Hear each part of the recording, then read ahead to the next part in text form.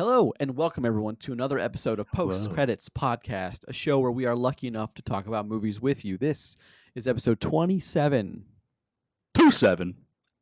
It's taken me 27 episodes of a new venture to realize I can't keep talking when I say that because you guys like to say stuff. Recorded on April 27th, 2025 to get posted to podcast services on Tuesday, April 29th to the usual spots: Apple Podcasts, Google Podcasts, Spotify, Amazon Music, Podbean, and YouTube. It's ironic that we're recording episode 27 on April 27th. Ooh, is that irony? I don't know if it's irony. I don't think that's irony at all. It Why would is. that be irony? It's fucking irony. It sounds like coincidental. That's Nope. I'm gonna have to go with Ironic. Chris on this one. Coincidental. He says, Chris, we're pointing because we got Grayson back in the I'm studio. back in the studio Yep. for a little while. To our chagrin. Who forgot microphone stands? I did. cameras, and In my defense, I've not needed. We have a you've different always setup needed we've the had. microphone stand. Sure, the microphone stand, but the camera, and we've always had a different setup, but we're Yeah. doing it. And this MacBook camera from 2019 Apple, it doesn't cut the mustard, man. It just doesn't. So They're I gonna love be you like, guys, but Forced lately- upgrade. you guys Well, have been fucking around. I mean, all right? by Apple standards, you should have upgraded about 6 months into that one. Yeah, So, yeah, of course. Yeah. Guys, we have a good show today. I'm really excited to talk about some killing. Whoa, hold on. we have a good show every show. Well, but we're I see what you're talking saying. about my two favorite We don't talk movies. about murder too much usually. That's, We're So, talking about my two favorite movies where there's an autistic assassin. I don't think there's more than two movies in that category, but these are my two you favorites. could argue John Wick, I think. I don't think you could. You got to have a touch of the burger to do what he Fair. does. You know what I mean? Keanu, if you want to come on the show and talk about your character, you are more than welcome. It's true. Only he would know. Yeah, All right, we're going to do some introductions. We're going to yammer on for a few minutes. Then we're going to talk about the box office. Then we got a movie recommendation. Yeah. Yeah. All right. And then we're going to talk about The Accountant and The Accountant 2. Very excited. Nice. Whose movie rec is it? Me? Should probably figure that shit out, huh? I think it is you. That's good. Oh, my gosh. All right, cool. We'll figure it out. We'll be all All right. right. We'll do that We shit on the actually fly. do prep, people. We do. I promise you we do. Just Yeah, this you know, week is you know when, what we have, else? when we have audio problems, we tend to hyper focus on the audio problem. And you said doo-doo, which is like my favorite thing. It was good. Yes. I am one of your hosts, Grayson Maxwell. Joining me as I do every week, I'm my co-host, Roger Stillion, and the lovely Chris Bond. Chris, you're back to being lovely. That's all How right. do you feel about that? I mean, I like it, honestly. Okay. Yeah, I need a haircut and a shave, but, we'll get there. I know those things because my wife told me those things. So Oh, that's so how I you know know it's it's time. When they start 100% telling true. you, Yeah. the clock has started, I assume. So, what's going on, guys? How are we this week? So it's my birthday. Happy right now birthday. today. Happy It's my birthday. Happy 50 We are second recording, birthday. 50 52nd birthday today. That's when you saw a Which is fist. good. This is that's right. It's big talk from somebody across the table from me On a tiny chair. instead of across Yeah. the United States. Jeez So Louise. Well, look, I'll be 40 in 2 weeks. Mhm. So Jeez, big you guys are 40. old as fuck. you're a few years behind. You're not that far behind. us, I'm dude. far enough to where I can say 40 isn't yet in sight, which feels real good right Well, How now. old are you now? 37? I'm 36. 36. Yeah. I Damn, got- if you don't look 40, I'm just. I mean, yeah, Oh. you're racking up some mileage. Just Wait, what? So Wait, let what? me tell you What? boys something. Okay, so today I started my day. I woke up, got my new routine. I went out and walked 10.7 miles around Woodsdale, and then I went up to Wheeling Park and back, all on foot. Looking across the table, you guys could do some. You guys could go down and walk a little bit. Just Wow. saying. Oh, so we're just starting the shot with fat shaming. Yeah. Got it. Okay, cool. This mean, is Just interesting. You two, though. Just You you two. I woke up after fucking drinking all day yesterday. I don't think I feel very very insulted coming from a guy with that much forehead, but it's Yeah, fine. it's You know I what I do have mean? a lot of forehead. Look at how much I got a haircut. It didn't go the way I wanted to. It never Hairline shouldn't does. be V's, dog. I mean, you know what I mean? we haven't talked Yeah, about fair. your nose hairs.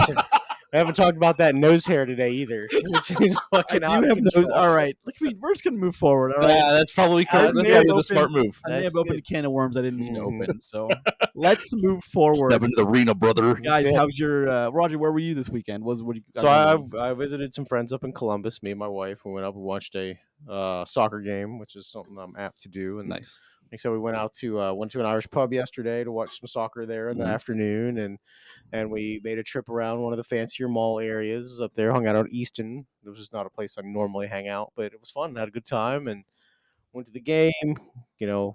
Ubered around, had a good time. Nice. Ended up at Wendy's at like midnight. It was Hell fucking awesome. yeah. Yeah. What'd you get? So I got a Baconator because it's like Yeah, the Alpha baby. Burger. So pain and torment. Yeah, no, afterwards. Got it's it. Okay, great. yeah. No, here's the thing. So like, I was like, I really want some saucy nuggets because like, Hell yeah. but I made the mistake and picked their spicy sauce. Oh yeah, Because like, they're pretty good. here's the thing. It was good, but like, I was like, what the fuck flavor is it?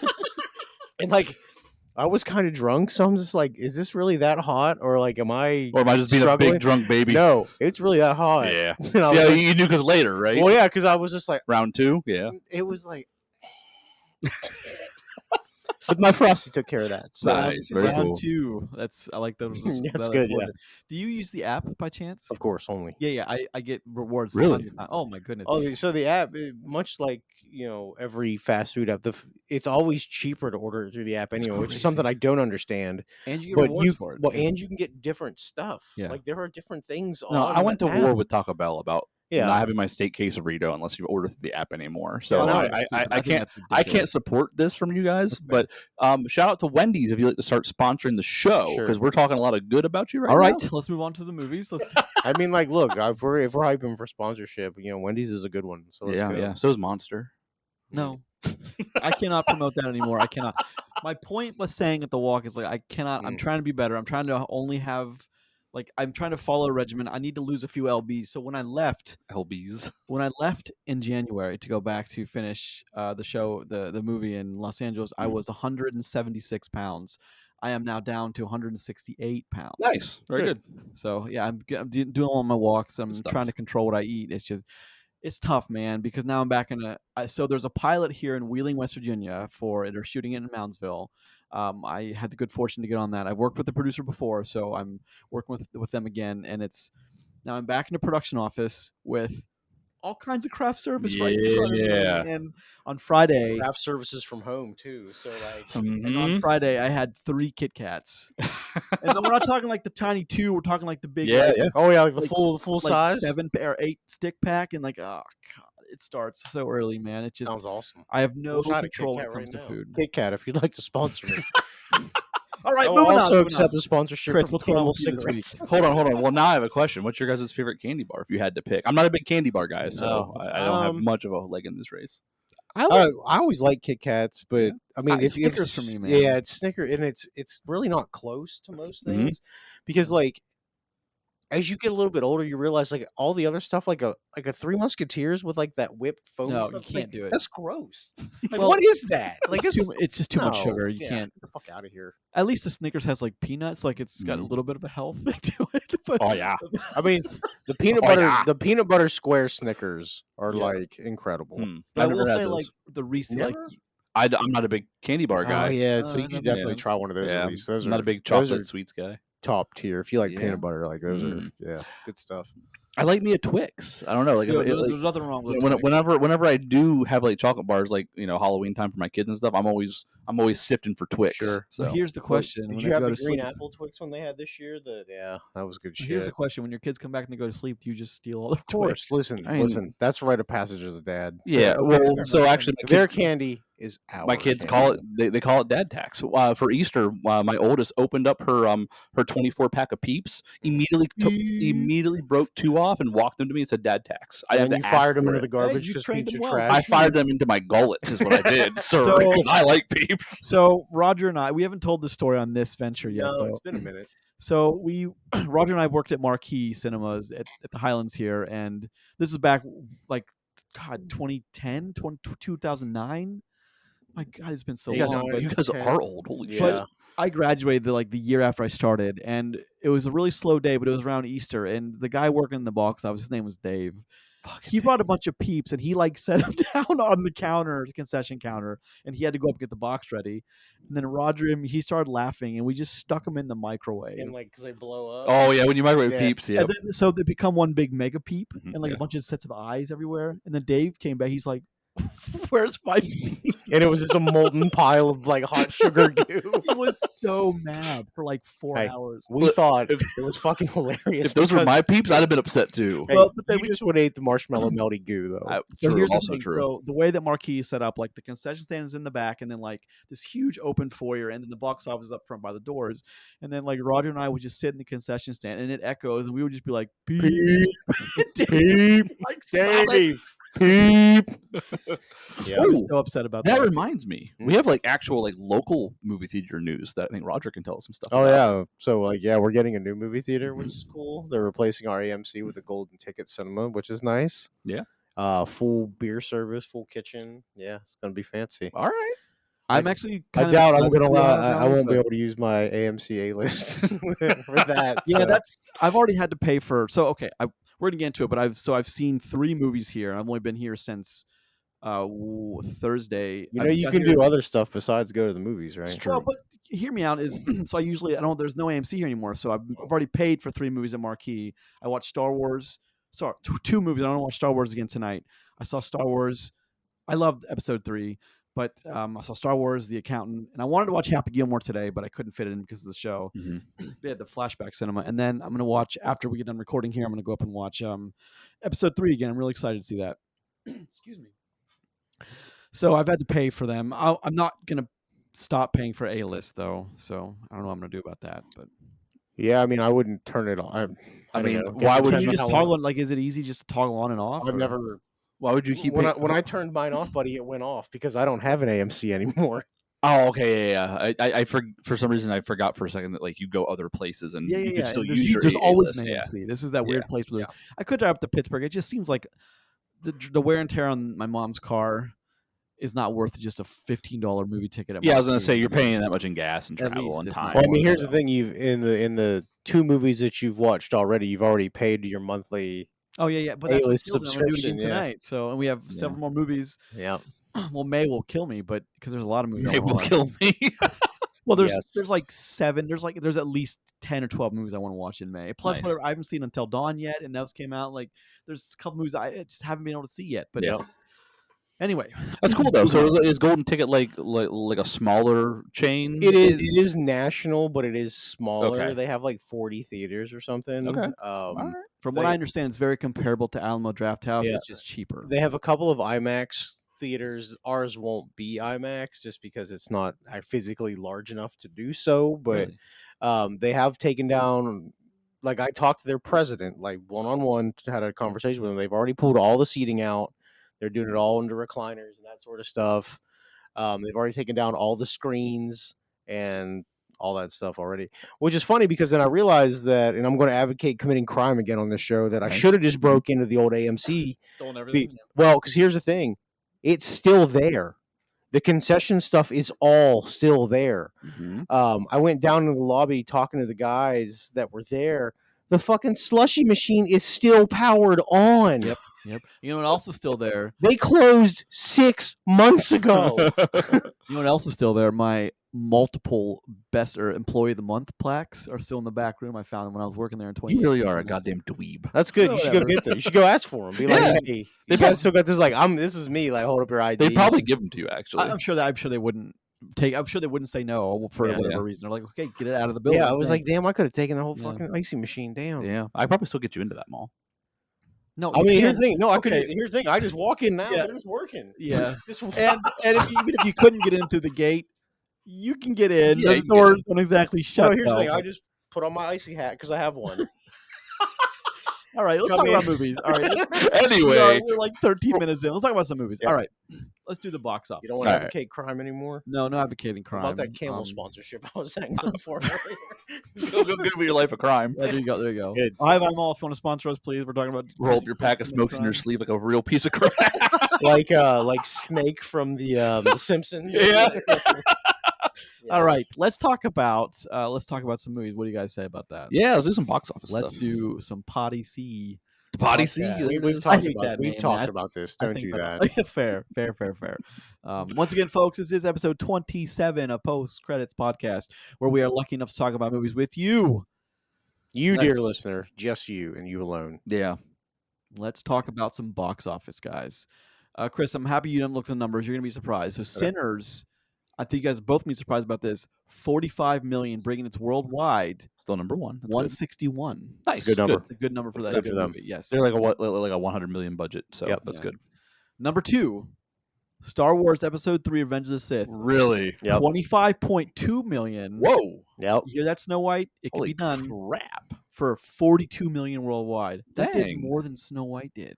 That's I think, didn't I they? have something to say about Snow White when we get past the okay. box. Okay, By the way, All right, but that's a good. I that's like. crazy. Yeah, and they also did. What that tells me is more people like the Well, go ahead. Go ahead. the prequels than Nope. than are willing to talk Oh, about. there- Roger and I no. have beef here. So before you got here, me and Grace were actually talking about this. Yeah. That's not true. Everybody hated these movies. Everybody. Yeah. And now they don't. It's fucking weird. Here's the thing. It's I'm fucking gonna weird. defend that position by saying, so of the three, Revenge of the Sith is, I think, by far the one that people prefer of the prequels. Sure. Even though they're all bad. Totally fair thing to say, and I 100% agree with They're that. all bad, but like that's the whole thing. The fight between Obi-Wan and the younger Vader. That's what everyone wanted. Like that's the one thing everyone knew was coming from the prequels, and it took 3 movies to get there. I You get it. took her from me. Shut up.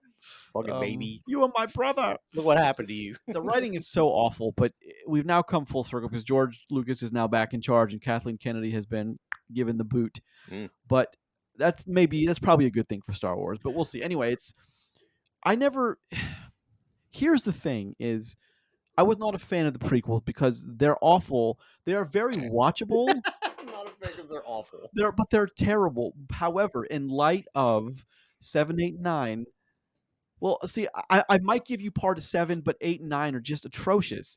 And all the Disney shows, the prequels look like best picture quality compared to all that crap. Mm. It's amazing how that can do. Like the conversation's always like, if you say that to someone, I never thought I'd say this, but the prequels are actually better than. They're like, yeah, me too. I agree with that. Like, it's a thing that people don't really want to say out loud because it sounds stupid, but it's the truth. Perspective and hindsight both matter here, right? So Sure. it's like,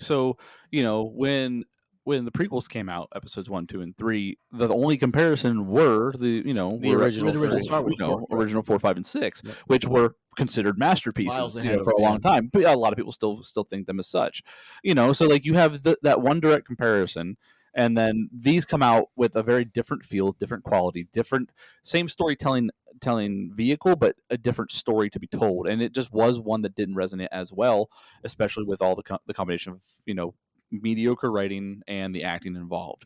But then we get 7, 8, 9, and then it's like, so this is what this could look like if it was actually commercialized, was thought through the lens of business first and not the art and love for the craft second. It's like, this is what you get. So then you go back and look at your others and go, you know what? This isn't that bad. Well, that's it. And it is what it is. Has to be done, and it's a shame that it is like that. But it's like George Lucas, is like, finally my time is back, because he made because he wrote those prequels. Like, George has just never been a strong writer, and I'm not saying that to like throw shade at him. He just historically just not a strong writer. So let me ask you this: would you guys? Let's pretend. Well, it's like Kathleen's out, right? So that's already good news. Let's say if Disney and Star Wars, Luke, said, okay, we have a Star Wars project coming. Yep. Would you be more excited to hear them say, we are going to, and you had an air of them committing fully to this from like a love of the craft perspective, not a business move, right? Would you rather hear them say, we're making episode 10, we're going to do a one-off and see how it goes, or would you rather hear them say, we are fully remaking and remastering episode 3 or episode 4? What would you prefer? Oh God, you can never remake them. You say that. Well, here's the thing, and here's an anecdote I'm going to throw your way. Is one of my favorite franchises of all time, Terminator. It's dead. You cannot revisit. It's just Dark Fate. I could do it. Nail in the coffin. I could do it. If you did shot for shot Terminator 1 and Terminator 2, shot for shot, maybe recast it, but did it shot for shot, because no one's got a mind like James Cameron. We've seen that now 5 times. You don't. Listener, if you think you do, or some fucking hack director that think you don't. I could do it. It has to be shot for shot, or just remaster them, but then you continue. The same with Star Wars. You could remaster it. You could do it shot for shot. I think with Alec Guinness, you lose some of that because, famously, Alec Guinness is like, when he read these lines, he's like, the script is a joke, right? You know that, right? Like, it was his kind of approach, the demeanor that he had that kind of gave that weight in a weird way, the gravitas of Alec Guinness. Because that Alec Guinness, Star Wars is nothing. It just goes nowhere. But it never became anything except a one-off film. Was the version you watched, is it a remaster? Is it like 4K and Yes, it looks okay. incredible. But I mean, I watched it at Marquee too, which Well, is like sure. where you don't want to watch anything right now. But sure, but it looks a lot better too. And I mean, I'm the guy who I love that sequence of um Ewan McGregor and Hayden Christensen going through the lava, and I love the very operatic the chorus of the like it's awesome. It is awesome in that fight with the blue lightsabers and the red. It's just visually it is stunning and it is great, and it's the one good thing about the prequels I will ever talk about, as far as like prequels in like a lens of their own. But there's a lot of great things going on in Revenge of the I Sith. mean, I It is thought good to pod see. racing and Jar Jar Binks were the best part. So Jar Jar Binks is a Sith, and I love that. Yeah. What What? So to answer the question though, would you rather see the remake of Episode 4 No, or because you a lose the brand new magic. Episode 10? The technical limitations of the time, I think, helped make that film magic of what it was. I think if you had an infinite budget, that's the problem with Star Wars today. They have all the money, but they can't tell a fucking story. Which Alright. Lucas didn't have the money, and he had to find clever ways. Well, Lucas and the other people around him that were Yeah, yeah, smarter than him, like Lawrence Kasdan, for example, with Empire, you had to just figure out ways to do it. And figure out a way to make a second Rogue One movie. What about you, Raj? I don't give a shit about Star Wars. We've talked about this. Fair enough. Well, no, here's the thing. Like, I was never a super big Star Wars person, and I'm not trying to like Same. marginalize it. Star Wars is a big deal to a lot of people. Mhm. Star Wars has never been a big deal to me. Like, I get it. I understand why people like it, but like, look, this is a franchise. And I've seen every movie that they've made, all of them. Mhm. Like, I don't care what happens in Star Wars anymore. Like, all the people that you should care about are dead, and Yeah. in their own universe have died. Mhm. They made an excellent movie in a movie like Rogue One, and then all of those people died. Like, Well, they were always going to die. well, sure, well, yeah, no, it wasn't a surprise, but like, Yeah. that was the best movie. That's the best Star Wars movie they made in 30 years. Mm. Legitimately, Fair enough. Is Rogue One? Yeah, Okay? I would hear the argument for that. Sure. It's not an argument. Rogue One and 7, people like 7. That's why I said like I could see the argument for 7 because it at its strongest at certain points, but 8 and 9 just crush. Yeah. Rogue One is a good example of 15 minutes of badassery can make an entire film. Oh yeah, it's a great It's the one-off same- movie. yeah. The one thing that Star Wars has never figured out is, for whatever reason, that everything has to be a trilogy. Everything has to be a trilogy. You have to have Skywalker. Yeah, you always have to do this. You don't. Stop doing Well, it. that's because fans. Well, the other part is stop making TV shows. Yeah. Stop fucking doing it. So- You don't need 11,000 of them. some of the TV shows are better than the movies. Okay, that's Well, fair. which But even movies? in Star Wars nerddom, like, they don't matter. Yeah. Like, they will tell you that the animated thing, The Bad Batch, is the greatest stuff you ever see. Yeah. Or what And then Clone there's a Wars. whole subsection Clone of Wars Star is a Wars good one, too. people that don't give a shit about that. Yeah. And like, I don't understand that either. Like, you are so divisive in your own fan base. And like, look, Well- we're really going to talk about this in a couple of weeks for Star Wars Day. Yeah. But like, I get the same. Well, so Next week, actually. Yeah, next week, yeah. I get very similar kickback whenever I talk about anime with people. And they're Sure. like, I can't watch it because it's a cartoon. Yeah. That's why Oh. that fandom becomes mean, split on that kind of stuff. we have too. talked about animated storytelling as a masterful thing for a long time. Oh, yeah, But yeah. if you can't get past something as being an animated story just because I only like cartoons, grow up. Well, ironically, grow grow up. That's very true. I have one more yes. thing to say on the Okay. subject, Okay. and that is that I think, just in response to what you said, Grace, and I think James Cameron is a hack now, but I think he was masterful back then. I think that recently he has the same one note trick that he's going to ride all the way to the bank and then ride off to the sunset. with. I don't. But agree that with all being said, sure. I do agree with the takes on the Star Wars. I was just thinking about it like from like a Disney's opportunity standpoint, since they're going to bring in new leadership for their Star Wars division and such. So Well, it's just. I mean, look. I just hate put the George phrase back in charge. Star like, Wars division. that's what I mean. Yeah, no, I cannot like it, but no, I get it, but it's just like, God damn it. yep, that's what it is. It's just. I think you need to get away from the Skywalker stuff. You have to get Here's the away. thing: they needed to get away from it 4 Because- movies ago. Because Daisy Ridley's done. Like she has no desire to go back to that. I don't Star Wars blame her. stuff. Why, You here's can the thing: recast. why would she?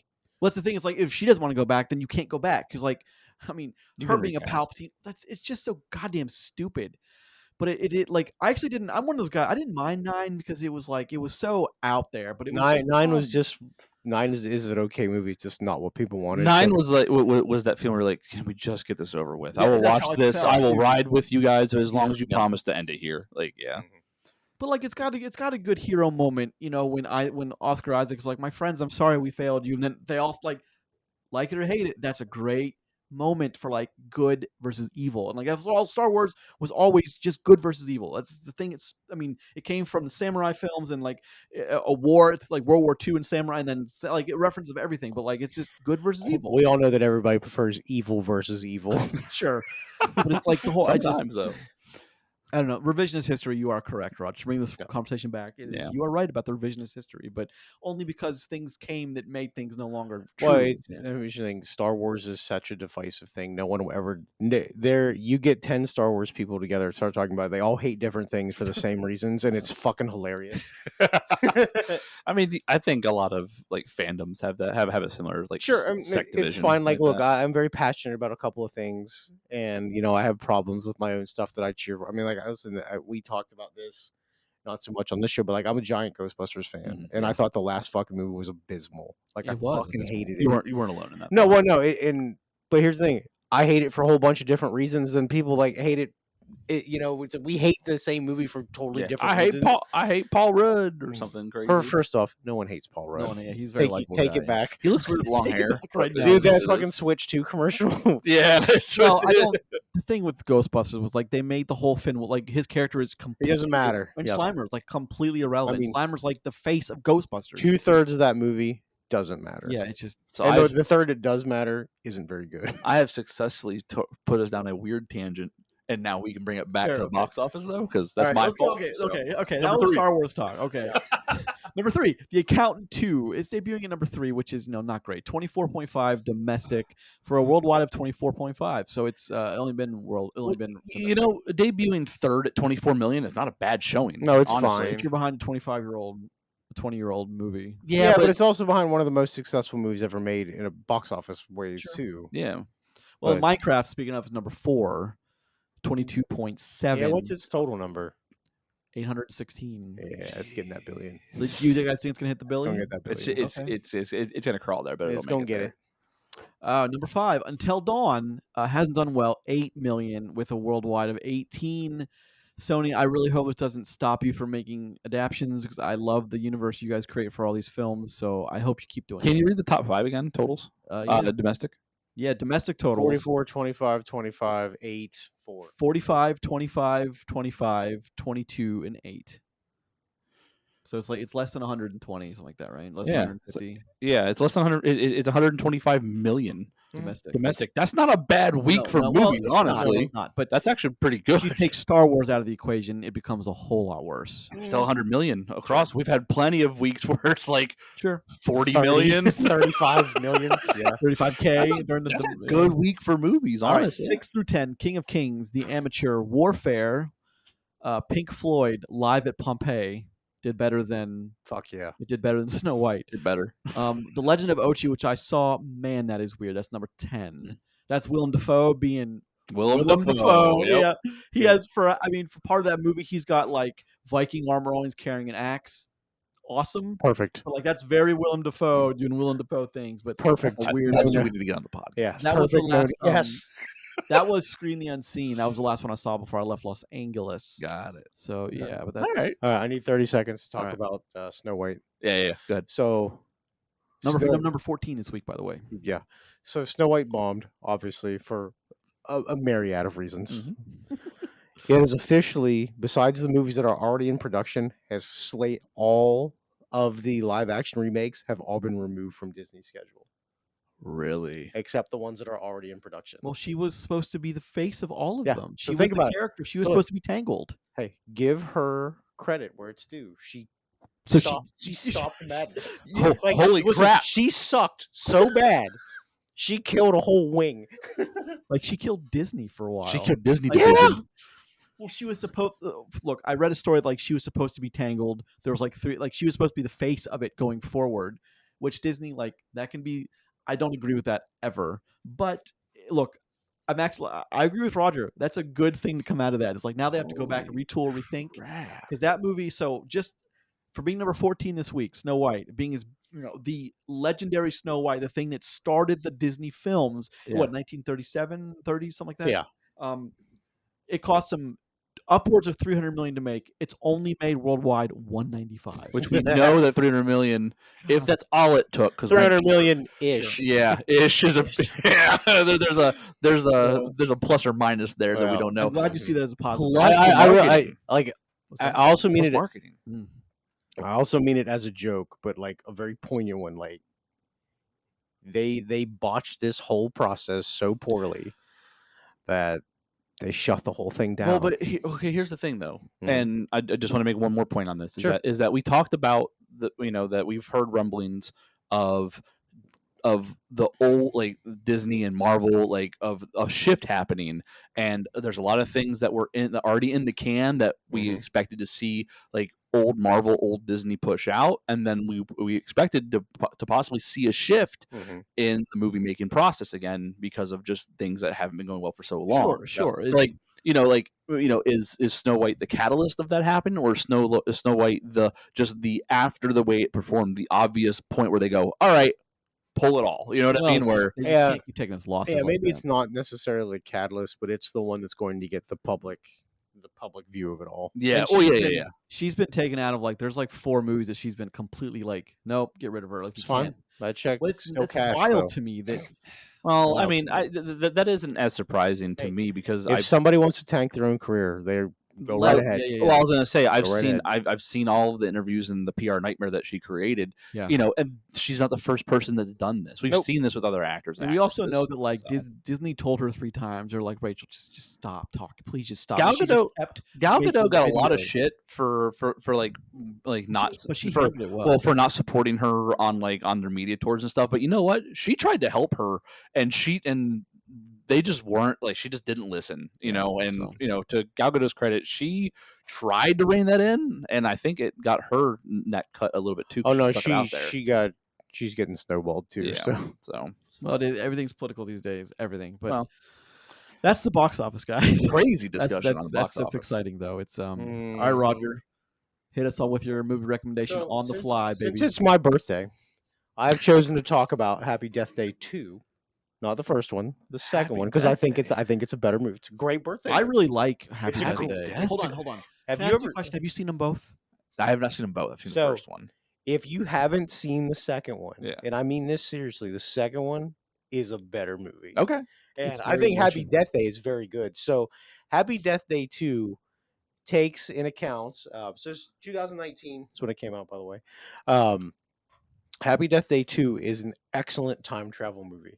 Like, and I don't mean that as a joke. Yeah. Like they figure out, movie wise, they figure out time travel, and like it has its own set of rules, and while it's Groundhog Day ish, it's also Back to the Future ish, because like they start overlapping in their own little universe, and it works, dude. All right. Like, well, it works. it's like Roger's right though. She gets to go back and see her dad, which is gone, and her Yep. mom, and like that's a very emotional moment. Yep. And then there's this by Bear McCreary, who does the music for a lot of things, God of War being one of them. There's an incredibly emotional sequence at the end where like the security guard from the school are trying to get in and shut the time travel device down, and the kids are trying to help her. Like but it works, man. It just interesting. But that movie did so well, and that was the one that the Blumhouse is like, not enough profit. We're not doing a third one when it cost them like $15 million to make it, made like 130. It cost $9 million. $9 million, and it made over 120 That's worldwide. That's crazy that Blumhouse would say that it didn't make enough profit. Well, the first one was like a $5 million budget and made like 180. Yeah, so it did make less than the second one, but it's a better movie. It is like, and I know normally like I don't pick like horror type movies, but like this is horror comedy, and like it works really really well. If you haven't seen it, obviously you should watch both of them because it does help. To see the first one and the second one. But if you watch them back to back, I think they're fucking great. Yeah, all right. Like, they're legitimately excellent, and it really does have to do with what happens if you die on your birthday and that kind of thing. So I think that's interesting. So I think you and the wife would enjoy those. Is like they're fun. Probably a little much for the kids, but my kids are mature for their age. Like, right. it's great. Yeah. So yeah, Happy Death Day. All right. And Happy Death Day 2. Happy Death Day 2 being my overall. So You know like, what look, the that's sad not part ever is? going to win anything in a bracket. But if you watch that, if you watch it, man. if you watch that movie, depending on what it's up against, you'd be like, well, "Fuck, it's good." Gotcha. You could have some surprises how the brackets are go out anyway. But yeah, that's So yeah, did that shit on the fly. Thank you. You're welcome. Yeah. Appreciate you. Yeah, Chris, show did you lock show it in? prep. We did a bunch of it and didn't talk about that at all. All right, boys, let's talk. So we're talking the movie of the week is The Accountant 2, Mhm. but Mhm. we all went back and we had a fresh rewatch. Chris saw Accountant for Chris the saw first for the time. first time, So, so we're yeah. all somewhat fresh in our minds. Yep. Let's talk about The Accountant Mhm. from 2016. It has God, really been 8 years. 8 since then. years. Jeez Louise. I like how this is a minor like just detail from the time difference between the Accountant and Accountant 2 is also 8 years of like Yeah, time. well, that's what. Yeah, that's, Yeah. that's probably Well, matters. I thought that was neat Well, yeah, they details. talk about the events being 8 years apart, Yeah. which is I mean, it's Yeah. nice. So here's some of the Sometimes they fun don't do stuff. that. Did you guys see the numbers for like the Rotten Tomatoes for the Accountant? I didn't No, I know. never looked. The Accountant, which I consider a better movie, 53% and 77. Okay. Now the Metacritic for The Accountant is sitting at a 51. Okay. So I we can see won't that. talk about the numbers for The Accountant I 2 can yet, see that. but Yeah, I wouldn't. so yeah. The Accountant, we're introduced I would have said to about it. Ben Affleck. He's a very autistic, someone who's had to live with it his whole life, and he somehow made it a career out of it. Which it kind of makes sense that a guy can do what he does, having the challenge. Are you that he talking about does. Ben Affleck or the character that he plays? The character Christian Wolf? Which I also think that's cool because like we're not 2 movies in. Like I couldn't tell you that was his real name. Could you tell? Why are you laughing at me? It's because what I said is Thank so you, funny, fine. and you All right. both just fucking just Nope. looked away like Nope. nothing. All right. You're back to track. All right, Christian Wolf. Like I still think that it's a cool idea if like that's not really his name. That's just when we caught up with him, Yeah. and that's when the I J.K. mean, that's what he Simmons went to character- prison under, right? Like, yeah. Like it's an interesting thing. Like that's we still don't know who this guy is. Yeah. We know Braxton's name because they're not going to make that different. But anyway, so The Accountant. Chris, white what was guy your in his first late take on it? 40s named Braxton too, by the way. Wow. The what? I said a white guy in his late 40s named Braxton. Well, Don't the see a lot character of was that. late 40s, but Yeah, don't see that. anyway, Chris, what was your give me your take on? So this I saw thing. The Accountant after I saw The Accountant 2. So I didn't see them I saw them in Really? reverse order. Okay. So when I went into The Accountant, I already like knew where the character was going to end up. So that that kind of convolutes a little bit of like the story beats and such and the things they want to be suspenseful and all that. But after I watched The Accountant, I my first impressions of it were very much that was different and not different as in this is a different kind of movie, but different than what I saw in The Accountant 2. So like I didn't expect it. I expected them to be extremely similar from Accountant to Accountant 2, going right into its sequel kind of deal, like having that same feel and vibe. Mhm. It wasn't that. But however, I don't think that's a bad thing. I think that The Accountant was an enjoyable movie, and I laughed at similar things, but not the same stuff, right? Because they definitely play on Ben Affleck's characters, Christian's, like his very awkward social interactions. They hone in that a little bit more in the second one, but they still did that in the first one. So like that isn't like something new they did because it's a little edgier 8 years later. They actually, they were consistent with those Mhm. kind of like those small comedic points. And I think it works very well in both movies. Not quite as well in the first one, but it works very well in the second one. So, and I'm already comparing the two, and I should try not to. But I enjoyed the first one. It's definitely more of the action suspense kind of thriller movie comparatively to the second, but it was also the first, and I think it was coming out trying to make its statement for what it wanted to be 8 years ago. Which is what did it want to be? It wanted to be an action movie is what it wanted to be. Whereas, Accountant 2, I don't think it wants to be an action movie as much as it wants to be a character-driven movie, which is very much what Accountant 2 is. Sure, and I think the first one is a more serious toned film too. That's the thing. I think it's important to remember is like because we get like when we meet Christian Wolf, he's literally helping. I wouldn't call it like the word I would use isn't like exploit the tax system. It's like he's explaining to a couple how they can use it to their advantage. Yeah. But he's doing it in like kind of like cheeky, like you mean in your living room. I like this whole, yeah. Well, that's what he would do instead of like you and I'd be like living room, right? Wink, wink. But he was like, he would like ditch him. How much space do you think it takes? I don't know, 350 square. But so I mean, the company truck. The opening to that film is important because he's helping people, but then not too soon into it, which is because The Accountant 2, we didn't get to the killing until like way into it. Mhm. But in the first film, we get to it pretty quick. But there's that offset, like it's meant to tell you that he's good to people and he understands and he has compassion with his challenge. but then he's punishing those people who are bad, and he's doing it because they're bad people. And Well, that's they important. didn't fit his moral code, Yeah. his moral compass. Like Well, his moral compass is pretty north. That's the thing, is like it's a pretty like north-facing moral compass. So It's like a blurry north. yeah. though. They say I know what you mean when you say that, but I'd still argue not really so Okay, fair. much. Yeah, he's kind of swaying between like I mean, northwest, he's northeast. still a very gray. Yeah, he's still a very gray character. Yeah. Like, and we understand that he's the hero of our story. He's not necessarily a good or bad person. He does bad things for bad people. He helps launder trillions of dollars for drug cartels, terrorist Truckloads of money, organizations. Yeah. And whether those people end up getting busted down later on because he tipped them off, I don't know if that actually Justify. I don't yeah rectifies well, it. yeah, I mean that seriously. I don't know if you go do your work, you get paid for it, then you toss them to the people later on. I don't like doesn't make you good. Yeah. I kind Now of listen, I would argue it makes you less bad. I thought I took it as he was doing it to make some money on the side, and then also make sure he could nail them with a charge. Make some money on Not the some money, side? not some money, millions of Yeah, dollars. I would call it the side. Side hustle, like Yeah, yeah. a shift. I mean, once His tax, Saturday a week. his tax work Yeah. for the farm couple. That's the side hustle. Okay, maybe not as morally north as I thought. Okay, Well, no. Here's the thing: the side hustle is his laundering businesses, the small plazas that he owns. Yep. Like that's his side. Which I need to hustle. up my game on some of this. You know what Well, I it's mean? like, look, have you ever thought about just buying a nail salon Mhm. or just buying a pizza delivery place and The laundromat. All about laundromat, haircut place. Yeah. Mhm. You Trim can your do nose some- I hairs. mean, also there. Yeah, thank you very much. It's what's the show with Jason Bateman? They laundered Ozark. Ozark's a good one too. Ozark. Good Yeah, show. listen, you buy up all the shitty little properties and you fix them up. Yep.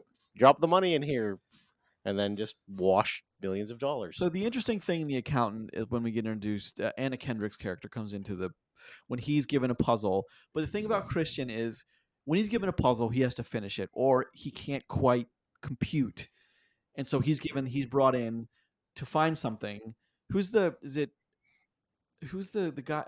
My memory is awful these days. The guy he was in the first Planet of the Apes remake, The Rise. He was the dad. John Lithgow. Now he was one of the partners at the firm that Yeah. he didn't expect Christian to solve the equation, especially as quick as he did. And like he wrote in all the things, like all the walls, and like and what even as bright as she was, Kendrick's character like couldn't do it nearly as fast as he did, and he figured it out. And then it puts in motion this whole domino effect of now they know, and then this person has to, and like it just he gets caught up in it, and she gets caught up in it, and like the big thing for him is making sure she gets away without being killed. Yep. It's in that way I think back to the moral north of because he doesn't want good people Sure. to get Well, hurt. so that I'll agree with. Like he doesn't want her to get hurt, and that's I think a normal thing to have. You know, like she didn't do anything wrong. She's just the one that found the clerical error, and if they were really trying to launder money the way so no one would ever got caught, they never would have got caught. Dude owned the company. Yeah. You know what I mean? Which led to, they stacked bodies at that robotics company, by the way. Mhm. Yeah, like all the three, the founder, the CEO, and the CFO, all dead. Plus all the people he kills at the end of that movie. Oh yeah. Yeah. All the mercenaries and stuff. You mean? Mhm, yeah, all those people. Which I mean, how some of that shakes out is really interesting too. How like we're introduced to Bernthal, and now people keep talking. Braxton, right? Yeah. Yeah, people keep talking about this accountant, but he's off. So of course, Braxton's like, I wonder if that's my brother. Like he always like, wait a minute, and then that's how that plays out. He starts picking out little things. Well, I like how in that the climax of the film where like he's watching what he isn't sure yet his brother waste all of these people, the team he paid for. Yeah, that he paid for this money. Yeah, just systematically, one by one, expertly, and then he finally has a little bit of trouble. Flash grenade to the chest, by the way, shitty way to horrible way go. to die. And, oh God! And as he's hearing that same repeated phrase, which comes back in the second, the Solomon Grundy nursery rhyme. Yeah, which comes back in the second account, which I appreciated too. Of course. But like that, like he hears that, and at the same time, he finally gets a good shot of his face while he's applying his own tourniquet and doing that nursery rhyme. That he's like, oh shit, and then like the movie makes this weird, but I for some reason appreciate the turn where there's one mercenary left, with the shotgun, and Bernthal, Braxton "Stand just down." comes out. He goes, "Stand down." The guy off. says, "Fuck off," and he just without even thinking, Puts- wastes the dude. Yeah. Like, just because all of a sudden the movie does this thing where it just zooms in Mhm. on those two, the fact that they're brothers and the fact that they got family beef all of a sudden, and like the Yeah. movie does this thing where it zooms in on that, and the characters also zoom in on that. Like the guy he's protecting is upstairs watching the whole thing. He doesn't give a fuck. Now it's just little brother pissed off at older brother and is ready to literally go blow for blow with him, like they're kids growing up in their house again. Well, right. That's part of the interesting. That's like the flow of that is interesting because you just don't expect it to happen like Well, that. it's just a weird thing to have in a film, but then like with these characters, Ben Affleck's like character, having the condition he does, it makes sense to where like he would continue to be unbothered, and Braxton would still be bothered by Yeah. it, Sure, and of like course. and like it makes sense for this movie in this universe with these characters. I think if you did this any other way, it feels silly. Like imagine this in Lethal Weapon, right? Yeah. Like It doesn't work. like you could have the scene, but it'd be kind of like, oh, you remember that, remember in Lethal Weapon 7 when they beat the shit out of each other in the middle of their mission. Yep. Oh yeah, yuck yuck yuck yuck. Where in this movie with this circumstances and these characters, it kind of works, and it's and to the point where the guy upstairs literally comes down and like, what the fuck, guys? Like, At one point he was like, "I don't want to fight you." He's like, "Well, I want to fight you." Yeah.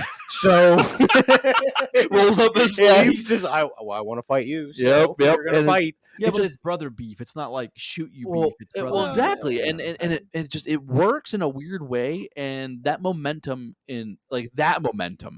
I think they saw that in the accountant, and had this was weird magic that worked in this movie with these characters, and said we want more of this in the next one. Yeah, and which you definitely get. and you get that in the Mhm. second one, and I think I really appreciated that because like that was very interesting to me. And this is from the perspective where like I saw the second one first, so I knew these two were going to make it out no matter what beef they had, right? Sure. And like, but like the way it plays out in the first one, knowing what I did in the second one, is like, oh, okay, well this makes sense now that in the second one there's way more of this, because I think they saw the same thing that I saw Mhm. just now. We're like, oh, this like works in a really weird way. This would Yeah. annoy me in most other Well, circumstances. the thing that you learn from the accountant into the accountant too is their brother dynamic is the better story. Mhm, yeah. Like him being a savant of numbers is secondary to the Pattern recognition. relationship he has with his family. Yeah. Which is something we do see a lot of in the account. Like we see how he was raised and the Mhm. brutality of everything that he went through. Because like this dude needed therapy because he needs therapy for his spectrum disorder that he Condition, yeah. has, and his therapy was getting beat up by a fucking adult karate instructor until he learned to manage his emotions. Yep. Like that's super fucked up. Clearly worked out though. I mean, So- worked out is Well- is a gray term in this. Well, but in it this helped context. him Well, understand. no, you're right with that though. Well, I but- mean, but only because like with the person with Christian's condition, like that's what you got is they're just trying to help him understand the world so he can exist in it. He Yeah. just excelled at certain things, Mhm. and that's what I think. Certain things like murder. That's well, I mean, well, I mean, he is a very decorated but soldier. the thing is, like, think about which like is still where they don't have his real name. military is you have to military is like especially like with this tactical stuff which we see more and more of in movies is like it's very you taught that stuff to survive, so like someone like him, like he's gonna do what he needs to do every time because he's done it in his mind and on Yeah. drills 1,000 times, Mhm. Mhm. and that's what I think is pretty effective. Well, in it both almost becomes a films. compulsion with someone That's like exactly that too. what it is. Yeah. Is that's what I like about what he does in the end too, is because he's I mean the arc there in the end is like he's kind of gotten rid of that. I'm doing what I'm doing on the side. I'm gonna do this. They're gonna do with them. Then I'm gonna nail them, and then I'm just gonna keep repeating. But like in the end, he's doing what he's doing out of the goodness because he wants to put an end Well, to it. yeah, and the second one, which we'll talk about in a minute, but like when it comes to the end of that whole story that we see unfold between 1 and 2 is he made a choice to help somebody instead of just protecting his own ass or his brother. His brother in the second one goes through a similar arc, Yeah. which comes to a head with the kids in the pit. Mhm. But more on the first one though is I think there's a lot of interesting things to play with. Is because what you don't get we talk about on this show is like, well, the movie's very it's paper cutter. Like a lot of the Marvel stuff is just like, oh, generic Marvel movie A, B, C. It's like this one you have an assassin who is he's on the spectrum, pretty hardcore, and he's learned to deal with it. He's got beef with his brother. We see the past with his dad and his mom and what kind of made him like this. And it's an Fight at a interesting funeral. it's a thing that look, we've all been there. But Yep. but the thing is, it's Wait, like am I the only one that hasn't been in a fight during a funeral? maybe. Fuck. I'll tell you after the show. I like that movie. What's the one with God, what's yes. the Death at a Funeral, the Yeah, American version with Tyrion Lannister on the roof and he's naked, or who's on It's James Marsden where he takes the the ecstasy or whatever. It's just there's some magic there to work. That's why I like The Accountant. There's a gray area between like I don't think The Accountant's a 10. I don't even think it's a 7 or an 8, but no, it's okay though. It's the definition of an okay. Yeah. I think that's where movie criticism fails you. It's a cool movie. It works, and like Ben Affleck does great as Christian Wolf. Yeah. Did he direct that one too? No, Gavin O'Connor, same guy. Same guy. The way back. Okay. Which is like they have now a thing. Is like I think they've got another. He's already said he's got another one. Gavin O'Connor. Well, so the one thing I'll bring up about The Accountant, like the premise of The Accountant having the autistic hitman, number savant thing. If we hadn't already had this movie from 8 years ago, which seems fucking crazy, it's been 8 years. If somebody was like, "Hey, I have an idea," someone would be like, "You can't fucking do that." Yeah, the fact that there was already something that was done, and it was like, yeah, okay, like if this was now, if it was again. 2025 and somebody's trying to get this greenlit, you'd be like, "You want him to be what?" Like, no fucking way. Wait, buddy. Wait, and you want the younger brother to call him a weirdo multiple times in multiple ways, and then beat the shit out of him with. I don't think we can do this. But it works. Yeah, I'm gonna go ahead and pass. But it works. In the frame of the first I'm glad that we got the first movie, and I'm through that, I'm glad that we get the second one because I think the second one takes the good of the first one. Because I mean, like this, not everything in the first one is good. No, at least I don't think so. If we had to give it a thumbs up, thumbs down, to be one of the ones where I'd be like, it's probably in the middle. That's fair. But one last thing I want to talk about is like it's got an element of like the Boondock Saints, where the Willem Dafoe character, he actually starts helping them towards the end of the film because Simon, like the J.K. Simmons character in the woman who's in both films now is like they realize they can't stop it, so they're just doing what they can to like stay in the loop and informed. And even the J.K. Simmons, what happens to him in the second film, it kind of makes me mad, but like, I can see why he's like, you know what, just I want to be out. I want to be done. I understand it, but can I say J.K. Simmons is a badass. He's a treasure. You know what I mean? No, he's the best. And like his stuff early in this movie, like dude's just good at what he does, right? Yeah, Yeah. So it's just, but it's like you want to get Willem Dafoe. I want to get fair. J.K. Simmons. Yeah. I want to do shots with that man and be like, tell me whatever story you want to tell me. Yep. Like it can be the worst story you have. I want to listen to it. Yep. And call me an asshole at the end. It's fine. Like or shitbird. Yeah. Please call me shitbird. Please, God. I'm gonna push record on this phone, by the way. Call me shitbird. Yeah, but I just think there's some magic with the first film and it worked. Okay. Why we got a sequel 8 years later? I'm not quite because like, if I'd have realized it was 8 years, I'd have been like, why are we getting this now? But I thought it was like 2018. This you know why we're getting it later, in my opinion? Why? I have my own theories as well. Affleck has a little more pull now in the space that he's working in, and Bernthal's bigger. He is for sure. Well, Bernthal, awesome choice for the brother. Like 100%. But him or Frank Grillo would have been like, okay. Bernthal 8 years ago wasn't a for sure thing. Sure, absolutely. But like now he is exactly. So it's like you have this combination of again Affleck having way more influence in if something gets created or not right now because of what he's trying to do with his own production company and stuff like that, and then combine that with the fact that Bernthal is bigger now. Yeah, you had a guy then that was you had Affleck, which is A-list and an up and comer, and now you have two A-list. Two A-list guys. Yeah. Yeah, well, 3 because you have Simmons still. Oh yeah. So you have the right poll. Yeah. Yeah, it's a movie that worked, Mhm. and I'm glad we got a sequel to it. I'm really glad we're not gonna get a third. I mean, that can be discussion for later now. But I mean, Like it's not, the seeds are there. if Possible. I would had to guess today if there would ever be a third accountant movie, I would say yeah. If it was performing better, I'd agree. Well, it's not performing. It's gonna do really well overseas. That's the thing. We'll see.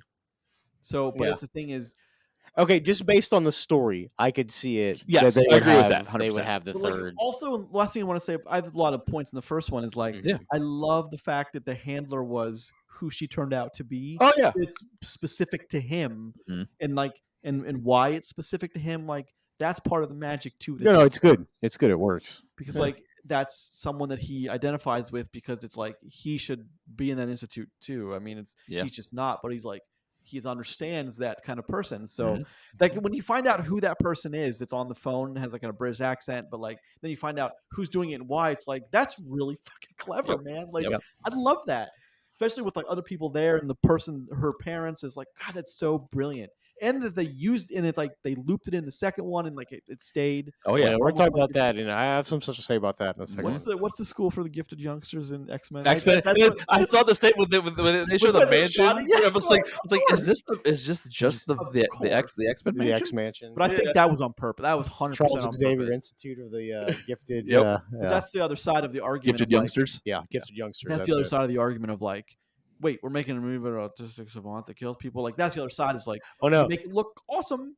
I mean, so I mean, like, look, that's the thing. Is it's okay to do because it was profitable? I guess. and Hey. Ben Affleck's dryness in the first film too. Like, I think some of that stuff was not meant to be funny, but to me, it was like that's a laugh out loud moment for some of that stuff. And same in the second one too. But I giggled a lot. Yeah. He's watching the second awkwardly one. funny because some autistic folks, unfortunately, Are awkwardly funny. are awkwardly funny. Yeah. And especially when they are trying to be funny, and like, which is something we see a lot more, like the jokes just don't land. He's Yeah. like, that was a joke, and I'm fucking dying. Yep. Because yeah, that shit's funny. No, your joke was really bad, Yeah. but it's the reaction everybody else had to your shitty joke that made me laugh. yeah, but I'm a big fan of the first. I'm a big fan of this films, and I really do hope there's a third one. But I hope there's two. I think there could be. Chris is right though. Money wise, it's not necessarily there as of yet. you couldn't make the statement today that it would be for sure. yeah, but whatever metrics they use, like this is gonna. Both these movies are. I mean, the first one has done phenomenally on streaming. I've heard. The Yep. Accountant 2 is going to do amazing on The, streaming. the first one is on like 3 different services. Yeah. So like Yes. that's three streaming deals that the first one got. So I Mhm. mean it made its money there. Which you know what? The funding for Accountant 3 might come from another Those round of metrics streaming have to be in services. there somewhere. Like it just Yeah. has to be part of the box. Well, office. Oh, they it's do money now. made. Absolutely. So yeah, but that's Yeah. so. You guys ready to go into the second one? Yeah, sure. Yeah. I'd say I should Alright, we'll so- get the particulars and Yeah, I let's was go. very happy to go with this one. So let's talk about some particulars. This is Yeah. we're going to go into the Accountant 2 on episode 27 of Post Credits Podcast. Very excited to do PCP. so. What do you guys think the numbers are for this one? Numbers is in You mean like critical scores and stuff? Yeah, I think Oh, so. I have Rotten no Tomatoes. idea. And let me tell you, I thought the first film was better. By this metric, I am way wrong. Yeah. Way wrong. All right. So I'm Yeah. thinking critically it's So- like it's probably like high 60s, and then for audience it's going to be in the 80s. Roger, you want to take a stab? So knowing what I know about what you've already said, last one was 51. So critically, it's going to be a 75, and I bet you it's going to be like 92. Fucking Jeez. 78 and 92. Dang. And I thought the first Dang. film was better. I really did. Oh, but well, just remember But I'm wrong about that. all the flack that if you put out a movie about an Cuz autistic hitman right now, Cuz well, Ben? yes, Wow. Wow. Yeah. Let's What just is- take that off the things to never do again. Thank you very much. Got it. My bad. was that a joke? Yeah. Oh, yeah. I like literally that. just saw the light bulb You go on. and like on. that? Yep, someone just turned it on. I saw that. Like he was getting ready to talk, and he was like, "Wait, there's a joke." Yeah. So, all right. Let's talk about the Metacritic too. The Metacritic is just slightly higher at 58. So, Okay. No, Rotten Tomatoes is probably slightly skewed, but Well, I mean 5 to 6 critically, if you're looking at like the way that we seem to perceive Metacritic versus Rotten Tomatoes, that makes sense for the movie. Well, a I saw. 51 to 50, that's a pretty decent jump. Like, I mean, it's that's almost an entire point difference Yeah, in it's- quality. Yeah, you went from a D to a C. Yeah, you pass. listen, Yeah, I that mean, matters. Dave, GPA hey. wise, I should know. I was hovering that area. You know what I mean? So what the C's get reason I degrees, also baby. so this isn't. I'm happy to say. Yeah, great, hilarious. Never heard that before. No, What'd but you- God, that's my what'd life you say? slogan. What'd you say? Said C's get degrees. Well, it used to be, and then if you needed D equals diploma. Yeah. Well, I mean, it's a sliding scale. Depends on where you want to put it, but yeah, This is why you people come here every week for this. Thank you very much. Well, I mean, to learn a what's lot the- about my collegiate years. Clearly, Oh what's man. the lowest ranked person in a graduating medical the fucking class? doctor, He's still called doctor. Like, Yeah. still a doctor. Still has that PhD. Yeah. So the lowest GPA of the graduate. I was still a fucking doctor. I was really happy to, because like one thing I've been very vocal with, I hate like sequels and names only. I cannot stand that crap. Sure, But that's I was fair. happy to say that a lot of the cast returned and they were using them in the same way, and the story continued. So like, I mean, that- 80% of the cast returns Yeah. here. The only Feels person like who it. doesn't come back is Kendrick in some way, which I thought was kind of weird. Well, right? her story played out, right? yeah, well, she sure, was but- done. Like, but her arc okay. was finished. Well, no, that's fine. But aren't you surprised that there's no mention of her, or like, hey, Maybe. I've kept in touch with her, or Yeah, like some sort of offhanded. I Mhm. mean, I would have I'm- thought there'd have been an email or something. Yeah, so I'm surprised there was nothing. Okay, That's I all. gotcha. I'm not surprised. I'm not surprised Anna Kendrick is I mean- not in this movie. I mean, we're talking about a guy who literally doesn't talk to his brother for 10 years, then 8. sees him, then 8 years. Then 8 Yeah, years. You know what I mean? 18 years of Maybe complete dead zone. maybe Anna Kendrick's story arc being over with it. It's literally just how, Well, how his brain works. She got the painting at the end, which is what she. I mean, that was her like Yeah. her what the covenant, like that was what she wanted, and Mm-hmm. she got it. The Pollock. So and he gave it to her. And again, it's like it goes back to like he does what he does for people that. So I'm happy to say, so Ben Affleck, John Bernthal, Cynthia Adai Robinson, and J.K. Simmons, and a few others, but this screenplay is by Bill Dubuque and directed by Gavin O'Connor. Yep. So same director, a lot of the same cast. Fair to assume you're getting the same movie. Here's where I kind of It's not the same movie though. it's the tone is very different, and you have a lot of stuff that you could easily cut. It's 124 minutes. You So could yeah, cut this out 15 minutes. this movie's a little bit longer than. I wouldn't say that. I'm not unhappy that it's long. It probably doesn't need to be this long though, if we're going to be honest. No, I agree. It's too long, but here's the thing: if they were to cut this movie down, they'd cut out the stuff that I would want them to cut.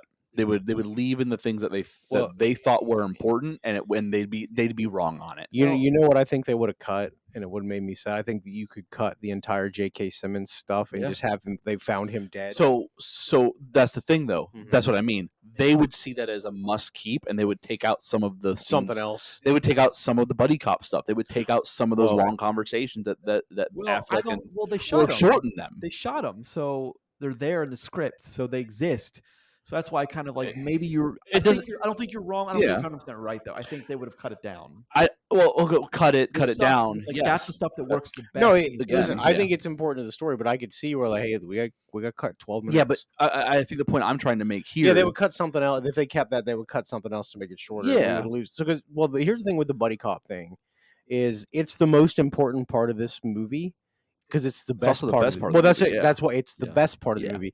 The story is actually, I think It's weak. personally, it's way more convoluted than the first one. way Mhm. more. Oh yeah, complicated. 100%. Like this is a fucking full on octopus of a movie. we go on a weird ride for a They- little Some of the bit. convolutedness is cool though. Well, no, it Yeah. it works and it's okay but it's because of their interactions with each other that this works. Yeah. Like if Braxton wasn't in this movie Mhm. and we went on the similar journey, I don't think this movie's nearly as good. No, Oh it- God, I agree Like 100%. not at all. Like if he's trying to have an interaction with somebody who doesn't know him, like the Anna Kendrick character from the Mhm. first movie, like if somebody else gets wrapped up in this, I don't think it works.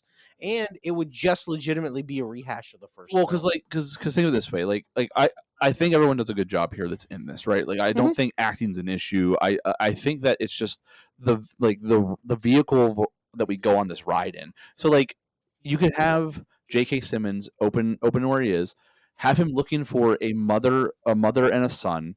You know, after finding out that there's been a father that's been killed, you know, in wherever they were, Argentina or whatever, right? So it's like you can have all those elements. El Salvador. You have all those elements there, but not have mom be some fucking super soldier. You know, and have her, you know, like, I mean, just that's a spoiler, but yeah, sure. I mean, yeah, but like, but like, not have mom be a super soldier or whatever, and an X-Men.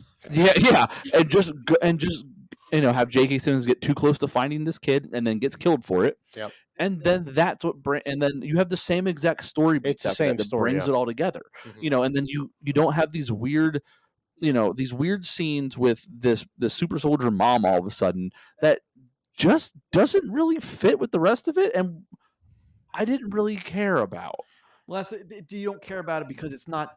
There's not enough there to not care about. It's not fleshed out enough. It's not as interesting as the two characters that we get to spend a lot of time with when they're on screen together, because like that's where the attraction is. The other thing is if mom doesn't exist, okay, I don't think this movie changes. I agree. Like if they end up having to, if they end up be like, hey, we've been looking for this kid. Yeah, what if we're just finding the kid? And then still they have to go on this mission to Mexico and Juarez to bring them home. They track down the same amount of people. Yeah, you know what I mean? Yeah, except you don't have a Black Widow fucking coming through and killing what it is. I mean, he's correct. That's who she is. You know, fucking Psylocke coming in here and just taking people out.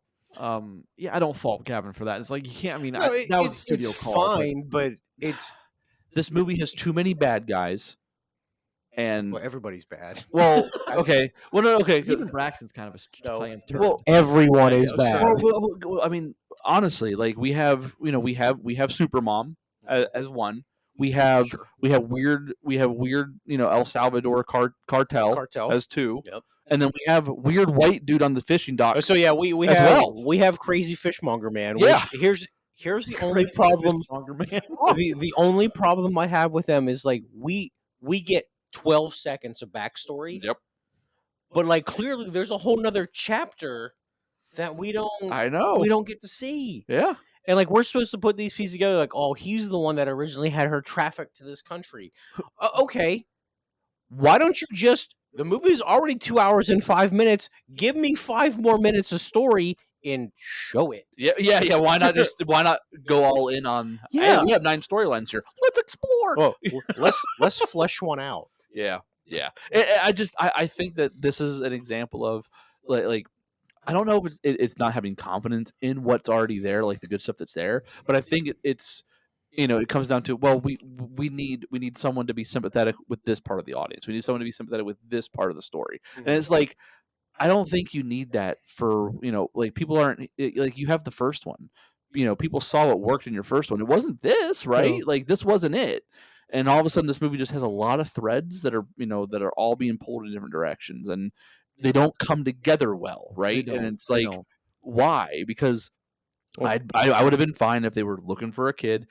J.K. Simmons being killed because he got too close, pulls in the agent, the Treasury agent, which pulls in, Christian, Wolf, which pulls in Braxton, and then we go on a ride to find it all, right? Like same things happen. The one good thing, one of the few good things that like it does have going for it was like those elements were already in play from the first film, so you didn't have to manufacture the Treasury agent who we follow in this film. Like, she already existed, and it made sense for her to be where she was because she was the protege of the Simmons character. Like, sure, that makes sense. So, like, again, it's like it's built-in sequel stuff, which is why I agree that we're probably going to get a third one. And I have my reasons, like much more than just. Unfortunately, the cat will be in the third one, but it is what it is. Well, the cat, I'm sure. Well, we hate very cats. High. Yeah. Cat's great. It's not that I hate cats; it's that it's gonna. So you hate orange cats when he's complaining at the end. He's like he's hogging on cat time. Yeah. Like, that was funny. Dude, I get that. I love cats. Yeah. Well, what we don't know is it seems like Braxton has a little bit of a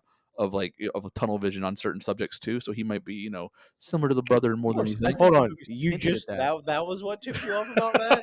Not when he's trying to work himself up to making a phone call while picking up the dog. That was hilarious. So I asked my wife. So not necessarily that scene, but because of that scene. So like we see a lot of Braxton walking around shirtless, wearing nothing but his boxer briefs, like hashing out this phone call that he's going to try to pick up this corgi dog 2 weeks early. A puppy. Okay. And he makes some good points. He does. He really does. He's got a solid argument. He's got a good argument, and he immediately gets shut down. He's like, "Well, I guess fuck me, whatever." And he gets all shitty mad about it. Okay, and then later on, they are on top of their airstream, just shooting the shit like brothers. And he's like, "Fuck it, let's go get drunk." And I'm like, "Yeah, it's a good idea." And then he stands up, and he's wearing nothing but a shirt and his boxer briefs again. I'm like, "Why is he in his underwear on the roof?" For the ladies, you know what I mean? Like, you know what I mean? I think Chris might be somewhat right on this one. However, we're getting a little ahead of ourselves. That's funny to me. See, the problem is because when I sit on top of my camper and drink in my underpants, I'm going to call the police or put some fucking pants on, you psycho. John Bernthal doesn't. It's acceptable. Yeah, everything's fine. So the thing, we are introduced again to Christian Wolf. However, it's not in the same way. This is after, of course, the opening with the JK, which I agree with Long Roger opening sequence a too. little bit. Yes. It's like I think it would have been just as effective if There wasn't he was anything dead after the in credits like. this movie, was there? Wait, what? There wasn't anything after the credits here, was there? No, Because no, I just no. left. So No, I stayed there. I don't say Okay. anything. So we could have been just as effective, except I think they need that opening sequence to set her up as some kind of like this immovable force meets rock object that just like for whatever reason they set her up as like this unkillable machine, this assassin machine for whatever reason they wanted to do that. But I also don't think J.K. Simmons would have fallen for that. I think he'd have been a lot more careful given his position, head of the agency. Well, just remember, she didn't kill him. Well, no, she didn't, but she also led them straight to him. I don't think that was her fault either. Like there were She knew multiple she was being people. followed. There were multiple people, and they just happened to be like that was the convergence. Well, she said like, "Hey, these people are here. They didn't follow me. They didn't come here looking for me." Yeah. So and he immediately gets up and which again kind of out of character for someone like him because like the worst thing you can do in that situation is panic, and he panicked. He would have known that being the head of the as high up as in the bureau. I'm very much more impressed with the fact that he had like 7 bullets fired off right next to his ear, and he didn't freak out about losing his ears. Hashtag movie making, but because guns are loud. By the way. I mean, even if Gavin O'Connor wanted to give like, hey, if I'm shooting a movie with J.K. Simmons, I want to give him his due. I want he can have a fight scene if he wants. Yeah, as a respectful thing, sure. Yeah. It's like if he wants to do it, I'm going to let him do it. Yeah, I mean, imagine that conversation. Hey, J.K., we need you to come back. It'd be a short thing. 2 days on set, maybe some stunt work. 3 days because you got to do a fight scene. Yeah, that would have been a week. Well, okay, whatever. Well, and then it's like, do you want a fight scene? Do you want to kick some ass for a couple days? JK goes, yeah, I do. Let's just do it. Let's do it. Yeah, it's like So all right. It's after we get past all that. The important part is Simmons is dead, and he has written on his arm, "Find the accountant," which of course tips off the right people, especially the one, the female the female lead that's taken up his old position, or a very similar one is like then she it's his position. Then she knows she's linked to Christian again. And she knows there's other nefarious things at play. She just can't figure it out. But and then we go to Christian, who is at a speed dating, and we see all these women looking at him. He's they made him out to be a. I optimized my profile. Well, they allude to the fact that they all knew he was going to be there. You know what I mean? Because he's he set up his profile, and cracked their code. So almost every one of those women were there to see him specifically. Yep. Right. And then the things he says during those speed dating, she's like, "You live in an Airstream?" He's like, "For now." She's like, "What do you mean for now?" He's like, "Well, eventually I'll be dead. My body will be a corpse." Yes. Yes. Christian Wolf knows how to smooth talk the ladies. Oh, Let yeah. me tell you. Jeez, 100%. Chicks dig him. His chick magnet shirt. His shirts. I laughed at all of his shirts. Yeah. But again, it's like that whole sequence is complete. That's like a 7-minute sequence. That could have been 30 seconds of him maybe going on an awkward first coffee date, and he just doesn't get it, and she leaves, and okay, he's looking for connection with a woman. Okay, done. Actually, you could make that scene funnier and have it similar to what you said of he has a coffee date that just goes horribly wrong, and so he has another coffee date set up for 10 minutes later at the same place. Because they've just over and over again they've been wrong. Statistically speaking, it made sense for me to double book myself 10 minutes apart because usually this goes wrong. Again, it's exactly it's funnier that way. Yeah. The reason I make the argument is because the film opening like that, it's so different and departed from how the first one opened that Like that's an intentional choice that they made to not Sure. be similar. And Well, I think it's. I'm sorry, I didn't mean to cut you off No, you're there, good. but I'm pretty sure it's like they wanted to differentiate where he's at a different spot in his life, where he's trying to find some companionship. Like open to dating, because the Chris we get in the first movie is not the same guy in the second movie. he's much Mhm. more refined in the He, second he movie. is. He's a little bit smoother. He's trying to make jokes. He's trying to have better human interactions. Right. Like I Sure. think that's the easiest way to look Yeah. at it. So I think it's two things. I think we have two characters that are separate along similar paths. They're both looking for companionship in some way. Braxton looking for a dog or eventually a cat, and he's actually looking to to possibly have a human connection, right? So like you have both of your gray area, anti heroes going down similar paths, and they're not even together. So I think that's a movie, like a storytelling point there. The other thing is for people that didn't see the accountant, that are first seeing the accountant too, you also have to show that this guy is good with numbers or statistics and things, and that was their way of doing so. You can't open with the same tax thing, right? No. Like he gets to work his way into some tax stuff with these people in the speed dating thing, which I thought was hilarious. Yeah. But like I think it makes sense because you're introducing a portion of your audience which is going to be new to the fact that this guy is extremely gifted, extremely socially awkward, and that he's very good at what he does, specifically with numbers, statistics, and probabilities. Yep. So like it kind of wraps it all up into that one area instead of being an socially awkward guy that double books a date. You know what I mean? Like I don't think that gets that point across to a new audience. Knowing what we know about the character from 1 to 2, that does make sense. It is funnier and it's shorter, Yep. but I don't think it tells the story of who this guy is in a quick 7-minute hit that might Right. be necessary for a Yeah, new you're audience. probably right with that. So I think that's why it's there. Well, in I that know way. why it's there, but it seemed out of place to me. Okay, It I just got you. didn't Well, seem like it fit. it fits with in my opinion, the feel of the entire film being the buddy cop focus more than the action focus, because there's plenty of comedy in that scene too. I understand, Even but I when didn't know that coming. I didn't know that yet. Oh, no, agreed. And I didn't have any preconceived notions of what this was because I didn't see the accountant first. I saw accountant 2 first. Even to the point where when like the two people that put the festival together are like grilling him, and they're like, it gets to his profile picture, and it's just him awkwardly cheesing straight at the camera. love those It's pictures. the worst profile When picture. he's like, Yeah. Or when he's like sitting in the door of his stream, but he's doing it all like posed. And Yeah. Yep. All they needed was to have him holding a puppy in one, Yeah, right? or And it'd like been a puppy and perfect. a baby. Yeah.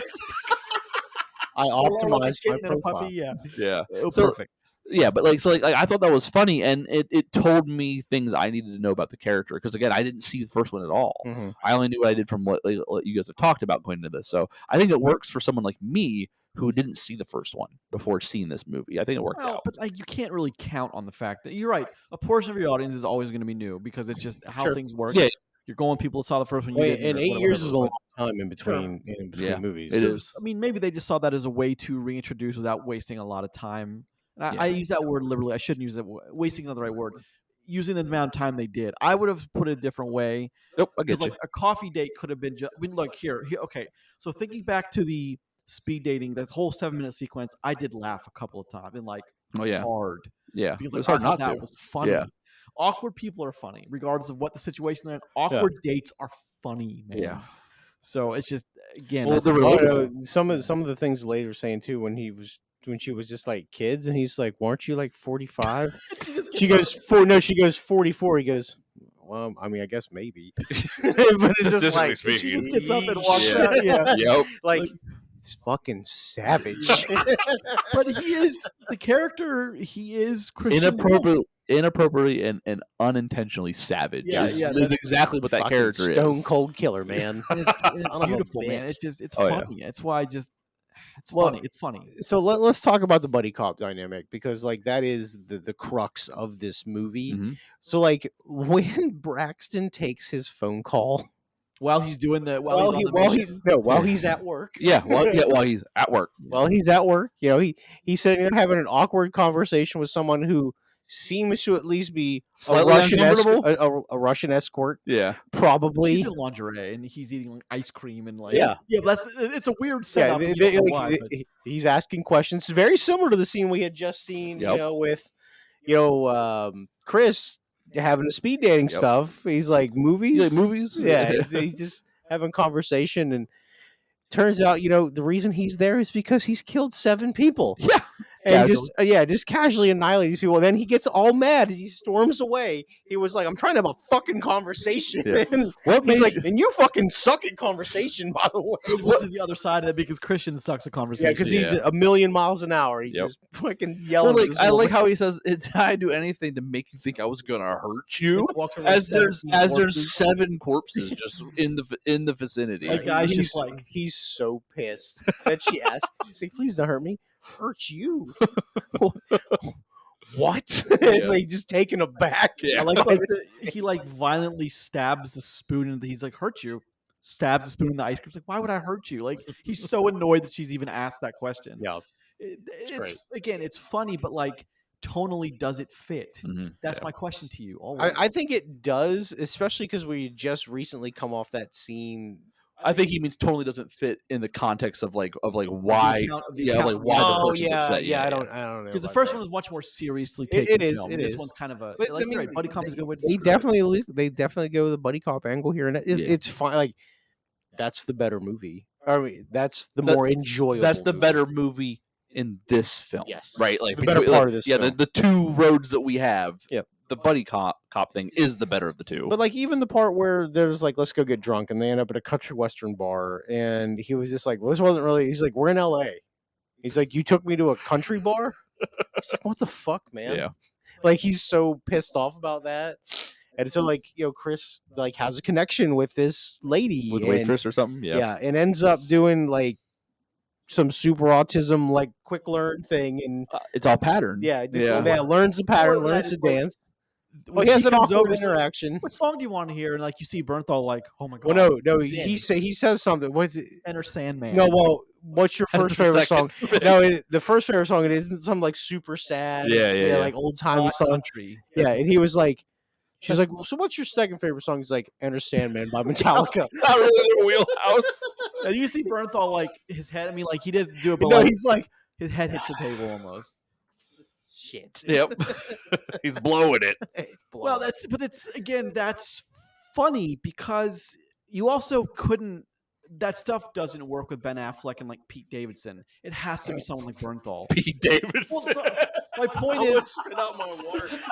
Like, look, how fucking funny would that movie be? Oh, but, like, man. he doesn't. But like, there's only like Frank Grillo would have fit as the brother. Like, there's like 5 people that would fit as his brother in this in these 2 films, and like, in what inevitably, hopefully, will be a third one is like, there's like 5 guys in Hollywood, and like Bernthal's just one of them. You know? Yeah. So like, okay, I want to point out something, and this is just movie talking. You know, like I love Braxton as a character, and I love him in that scene. And I think he's the funniest part of. He's obviously the funniest, like one of the 2 funny parts of that whole scene, the whole bar scene. If that guy was in a bar in real life, man, I'd hate that guy. You know what I mean? Because he's Who? Braxton, because he's being loud and clapping. That's my brother. Like, So, well, here's the there's thing. not a world where I'm like That yeah, place- Country That bar, place what do is you real expect? loud. It's already rowdy. Like, I don't have a problem with that. Yeah? And I I don't know, understand. Like, man. look, if I was my local dive and it's like a Tuesday at like 8:00 and it's dead ass quiet and this guy's like, "That's my brother," I'd be like, "Shut the fuck up."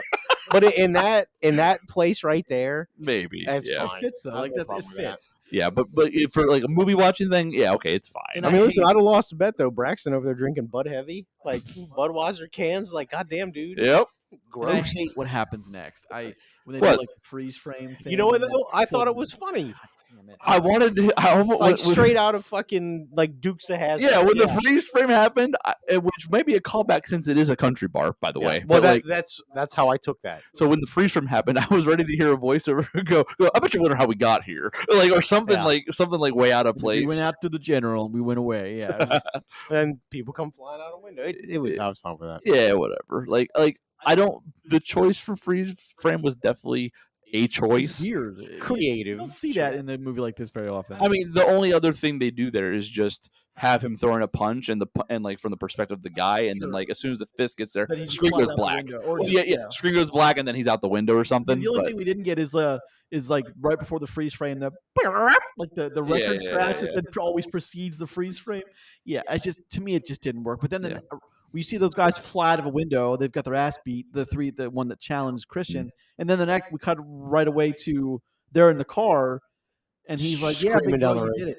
But another reason I hate that scene is because we never circle back to the phone number. I never mean, circle back they to it. kind of end up going. Well, so let's So talk about. remember what wasn't the important part though? The important part was the brother connection. Sure, but You know what I also mean? Christian made a connection with the woman. Sure. That's all that was necessary though. You don't need to see where that goes. You know what I Yeah. mean? Then don't take me on that journey and then not finish the journey. Well, no, the journey wasn't to get her phone number. Yeah. It was to your brother was Yeah, you're helping bringing you them out. closer Yeah, together. And that's look, what I get. That's what the guys under that was. Christian deserved that though. That's the thing. After 2 films, he still has not gotten that connection with someone that mattered because we haven't seen it. Well, that's what the third one's going to be for. Yeah, but that'll be his wedding. this is a Awkwardly. this is a new venture for Christian though. Like Mhm. like we're not there yet in the story, right? You know what I mean? Like what's important to Christian right now? What he's actually doing, like the overarching story, that's where his focus is really though. You know what I mean? Whereas Yeah. this was something to push that buddy cop vessel forward and like build the relationship with the brothers up before they go into what the Battle. third act is. Yeah, go into war zone. Well, part of me thinks that the way the movie's set up is because we know from the first one several times. The first one that if he starts a puzzle, he's got to finish it, and this is a puzzle with the Simmons character being dead. Like he has to figure out who it was. He wasn't nearly as militant about it as I thought he'd be because of the connection that they had. But I mean, a part of me thinks that the whole events are playing out because like we're supposed to understand that it's a puzzle that he needs to solve and he cannot walk away Well, from. don't forget he was invited into this. Sure, You know what I totally mean? understand that. Whereas where in the first one that wasn't He was part of the puzzle. yeah, a little bit different. Where like he was being accosted for X, Y, or Z reason. You know, in the first one, where this one he was invited in. So like it's a little bit different that his motivations aren't as like to the grindstone. Sure, and I you know, totally in this, understand that. Yeah. so. So let's. I want to talk about the third act a little bit short, just quickly. I don't want to spoil anything, but I do want to make a thing. So they go from L.A. to Juarez, Mexico, 4 hours. overnight. Buddy, They drove there too. In Buddy, movie time, that's fine. that's I mean, 2,000 miles. Well, hold on. Well, Throw it in it. Juarez? Is it Juarez? no, they're in aren't they in L.A.? I thought they were right across the border. They're close to the border. That's not Juarez. Juarez is across from El Paso, Texas. Oh, I thought they were in L.A. for some. Oh no, they end up in Texas at some point. Yeah. that's where Dad's at. That's Yeah. where the one guy was shot Yeah. in the head in Yeah. Texas. yeah, Was this whole thing in Texas? Then? No. No, They were the bar scene is in L.A. yeah. because he Yeah. makes it a point to be like, we're in L.A. and you took me to a country western bar. By the way, shout out to Sierra Vista, Arizona. I used to live there. Oh, I thought that was kind of cool. Okay, cool. Which is a Nice. border town, which does have a military base called Fort Huachuca, and that's exactly what they would be doing in there is flying those drones around for fair, surveillance okay, on the border. That makes sense. Okay. Yeah, that's like an actual place. That was like real research they did. So good on them. Nice. Which I guess it wouldn't be hard to look up army bases in Arizona, but Yeah, that's something easy to get right. Now. yeah. Well, so okay, yeah, they get there quick, no matter where they're at, right? Yeah, So, well, that's the thing. It's Tijuana that's across from San Diego, by the way. Oh, okay, That's the border. Tijuana, Mexico. But yeah, it's like, they get there overnight, like towing an Airstream. This is one of those movie things. I think it's funny that they brought the Airstream.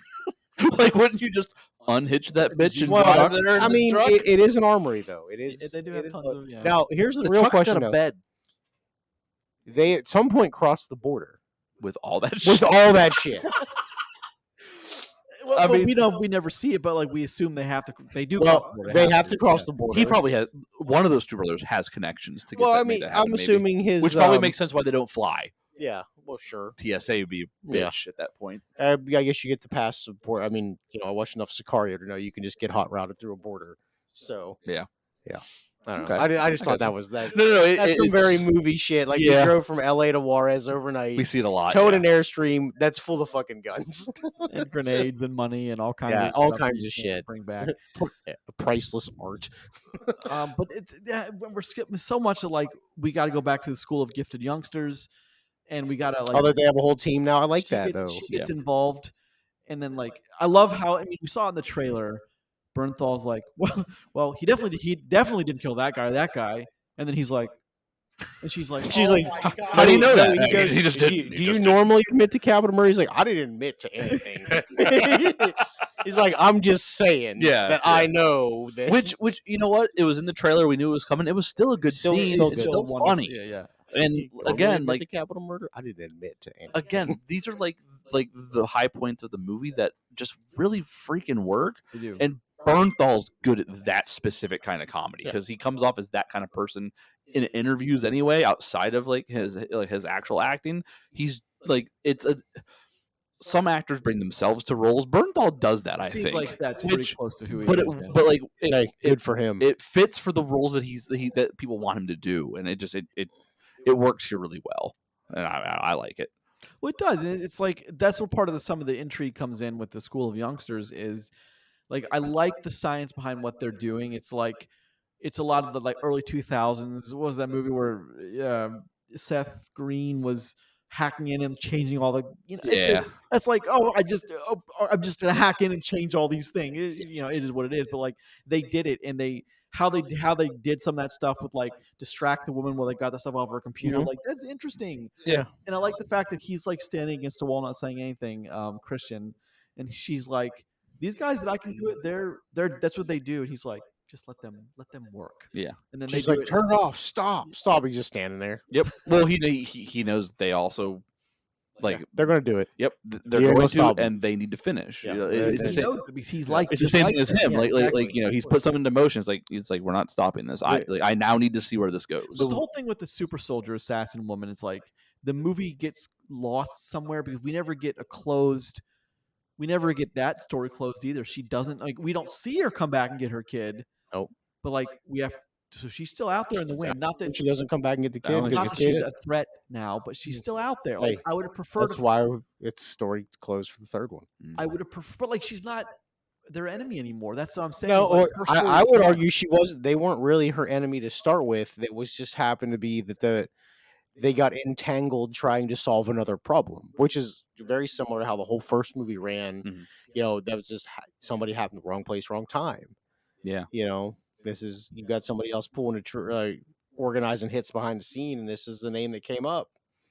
That's I mean I know it's convoluted to say it that way, but that's really how this movie feels. Yeah, I mean, there's a lot of coincidence, but there was that in the first movie, and like, does that make it forgivable because it already existed, like all this heavy coincidence? Because like, it's also coincidence that Braxton gets the contract, to kill the Treasury before agent. she did- right. You know what I mean? It's like he's there's offered the contract. yeah. Well, like there's a lot of I love he's like I didn't take it. yeah, I yeah. didn't do it. He says. Yeah, but like, there's a lot of convenience in both the first movie and the second movie, and like, because it's been consistent, does that make it forgivable? It's still kind of like okay, but like, I assume the world they live in is a much smaller world than we're used to, right? Yeah. In the world of contract killers, you know what I mean, and Mhm. like how all that goes about from like this movie's universe's perspective. It's the same thing in John Wick, right? Like everybody ends up at the Continental Hotel. Come the fuck on, but Sure. but to make the movie happen, things Right, happen. no. So, Yeah, Very it's, famous those hotel are in the New York, things you're so. not supposed to. If you're digging that deep in the idea of the accountant too, you probably missed. yeah, if you're thinking, Have you yeah, though? Like that's the thing. Is like I don't know if you have because it's about his thing. Things have to make sense. And they don't make sense to I mean, he us, doesn't do much so- accounting in this movie. He does some, but very little. He's still the accountant, though. I mean, it's. Yeah. I mean, I mean, with the I want to be careful what I say here. The girls how they managed to meet up the next guy up the chain. It's like how they arranged Yeah. it to happen with the girls, with the call girls. Yeah. Is like that's kind of in the wheelhouse of this movie. Same with like when he meets the woman in the parking lot. when he punches him off the balcony. oh god, Well, when he meets the agent and like she's looking around and like you hear someone go like, because like that's what he did Yeah. to Anna Kendrick in the first one, and like she turns around, there he is, and he's like, I cleared my throat twice, and you didn't. I pay attention coughed to me." loudly twice. Yeah. Is what he said.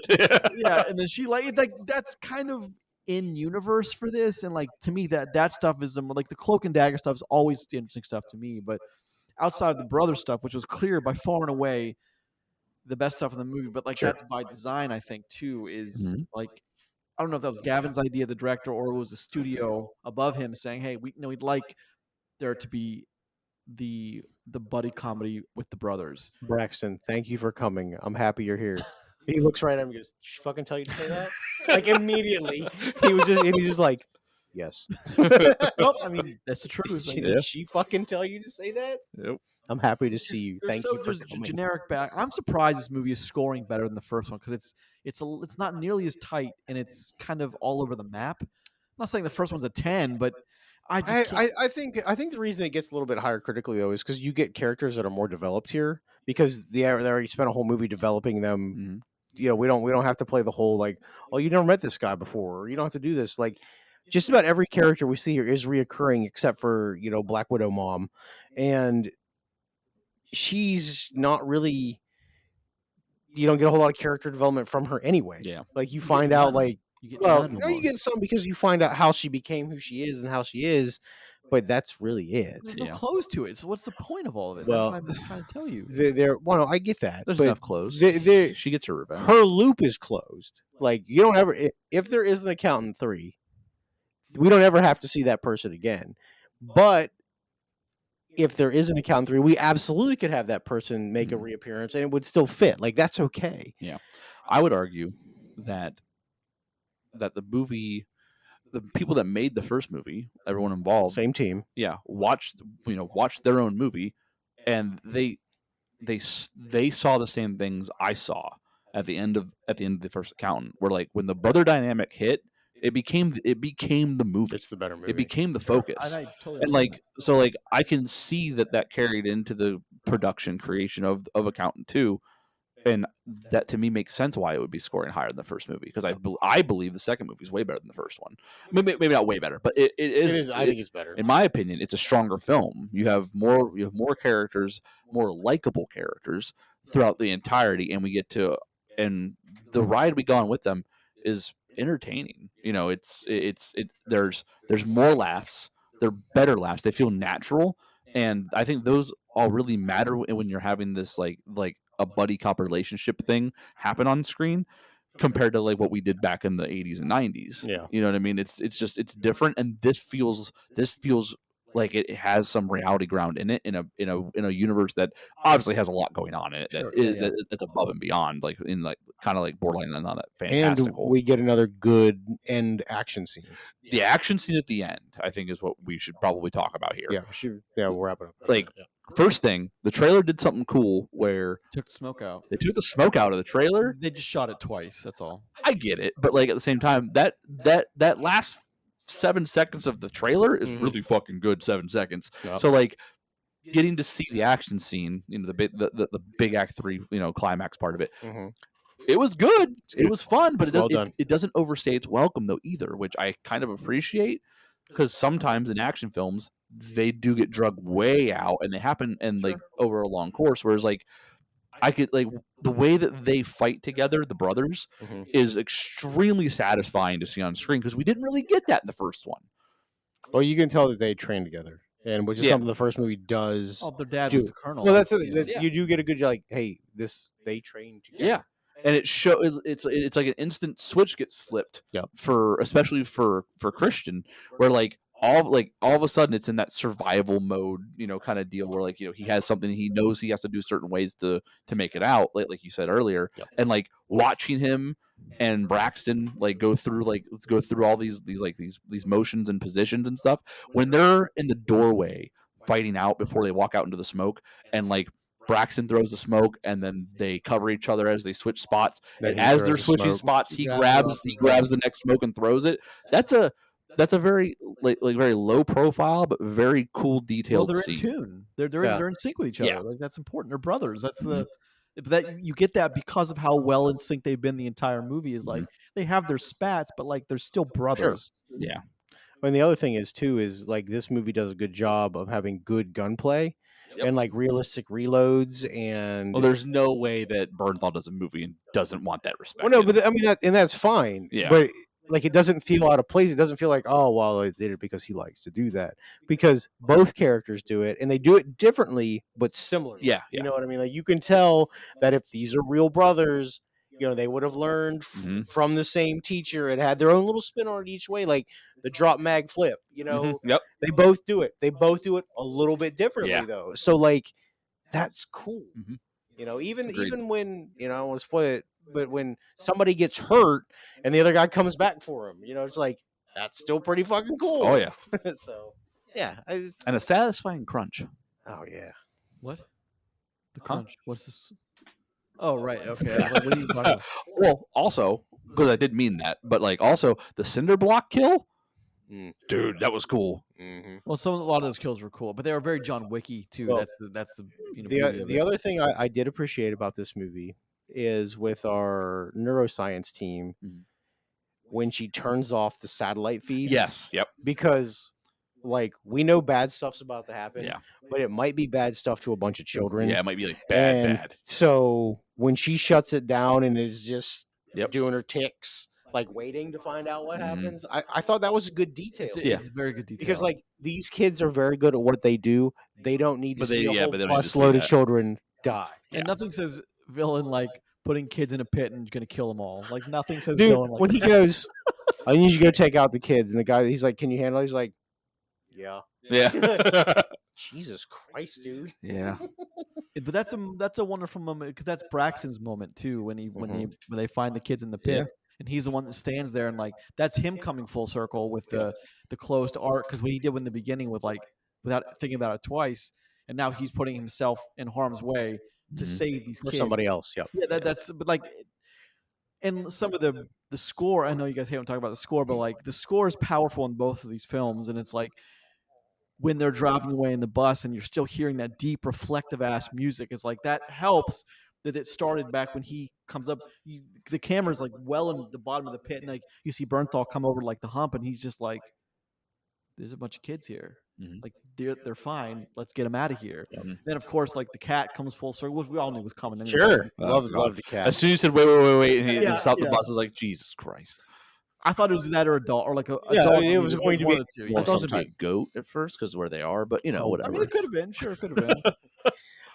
Yeah, and then it ends with the brothers like again connecting with a moment of like now they're gonna go spend some real time together Yeah. after they've just killed a bunch of people. I already booked his reservation, but if you don't want to go, it's okay. Yeah. Yeah, and the whole Man. comedy with the cat is like kids hogging the cat. It's been an hour and a half. What the fuck? Teach him how to tell time. He You can know, take understand, turns. he can understand multiple languages, but not the fact that I want to hold my fucking cat. Like, it's funny though. It's It fucking is. rude. But Bernthal makes it funny. does. That's He the thing, does. like, He's really good rude. at that kind of that's the like, thing. That's what we're conversational talking humor. about. Like there's like 5 people that could do that role. Yeah. Bernthal's just one of them. They can't. Yeah. It's just I'm again, it's like these movies I think are where film criticism fails you because you're looking at it from a textbook thing. What I've always said is like there's so many of these movies that like you can't come at this with a preconceived notion of what like an action film has to be because you're going to miss out on the cooler details like you just pointed out with the detail with like the woman turning off the screen because she doesn't Mhm. want them to see Don't it. want the kids to It's see like it. that's a nice little detail that It's you wouldn't It's a good touch. appreciate well, if you and it's a parental thing Yeah. too. Yeah. Like, because these are her family too. Like Mhm. those kids, and especially Chris. Like those are her family. Yep. And But I that's how it goes. expected a moment. Because we saw the whole like Benvenuto was the kid's name Alberto. like they're welcoming him. He's now Hey. one of these Hey. people. He's in the family. That's why there's going to be a third. I expected something with the because like that was such a big moment. Yeah. We didn't even talk about the sequence like the Mission Impossible-esque sequence on the bridge where that woman was fighting to stay alive, and we saw like Ethan weaving through the city to get to her to help her, and then like it was the same sequence. Like he was fucking like 200 miles, 200 miles an hour is right? what he hit on his bike. Awesome Yeah. shot, by the way. Just- Oh, well, him going down the road and he's like literally here and then just gone. Yeah. like, we knew that was coming. Hey, someone drove that fast on Sure, that a road too stunt- because a there's stunt not a single frame No, drop. a stunt guy. That's what stunt guys do. Yep. They do that. Man. But it was the same kind of moment where like it was. Surely I thought, okay, she's now dead. The fact that she didn't die is like it's kind of a nice touch because it makes the woman. I think it goes a long way to like make her someone like me like okay, I still accept if they forgive her and give her kid back, and she doesn't want she'd rather him stay there with that place and protected. Because like my idea with the third one is like the third one has to be like that place has to be destroyed. Yeah. Someone's going to come in, kill all the kids. Like, if there's a third accountant, it has to deal with the Xavier school. It has to, right? I don't know if they're killing kids in I mean, I've already 2026, seen I've already 2027. seen Xavier's school get blown up. Yeah, true. But I mean, I think that if they open with something like that, that's gonna be What a fucking dark turn. That's gonna if they open, You're not getting a fun buddy cop movie. yeah, after that. they open with that. You've got Warpath Bernthal, Warpath Affleck in these character roles. That's gonna be a dark fucking movie. That's gonna be the set piece that finishes the film. That's where you get Enter Sandman as they kill 10,000 people. Every fucking kick down a door. Everyone you know, everyone you love. I think they're setting it up. Everyone dies. Because the John Wick thing is like, you killed my dog, I'm gonna kill you now. Like, they I set kill up everyone with the cat now. Like, you guys, by the way, Nobody 2 launches in August. Good. Hell yeah. I saw that, but like, I haven't seen it. Have we seen a trailer? I haven't No, seen but like, it just got like they just announced the release date. But anyway, it's like, good. I think they're setting it up with the cat. If they're gonna do a third film, like, I just want it to be. I want to see Warpath Bernthal and Warpath Christian. Like, don't you want to see these guys? Yeah, because everybody wants to see the Punisher and Batman fight together. You know what I mean? Like, come on. I didn't even think about that. Of course. The universal crossover you never thought you'd get to see. And never knew you wanted. Look, But it all goddamn, comes back to Metallica again, though, because Punisher is fucking. for whom the bell tolls is Yeah. a good one too for that. We didn't do. I think it's safe to say that this is a thumbs up, right? Oh Yeah, for 100%. sure. I didn't give the because like I can't. Again, film. If you're one of those snobs, it's like, well, I thought the action sequences were a little tasteless. Shut up. It's one of those things where it makes sense. You know what I mean? Where the movie comes out, it has its problems. It has a lot of things going on with it that you could poke at, correct and stuff. But at the same time, the movie's a fun ride. Yep. It is, and It it works. It checks every box it needs to check. If you're, the brother aspect is strong. They both make it out. Sorry, spoiler. They both make it out. Oh, you ruined the movie. The right people make it out. It's like everyone's in a good spot. Some Who's people the have wrong died. people? What's that? Who's the wrong Who's the- people? Who's the wrong? If the wrong people made it out, you The mean? people that were going to kill kids in a pit and, Oh yeah, they and don't bury care. them with dirt.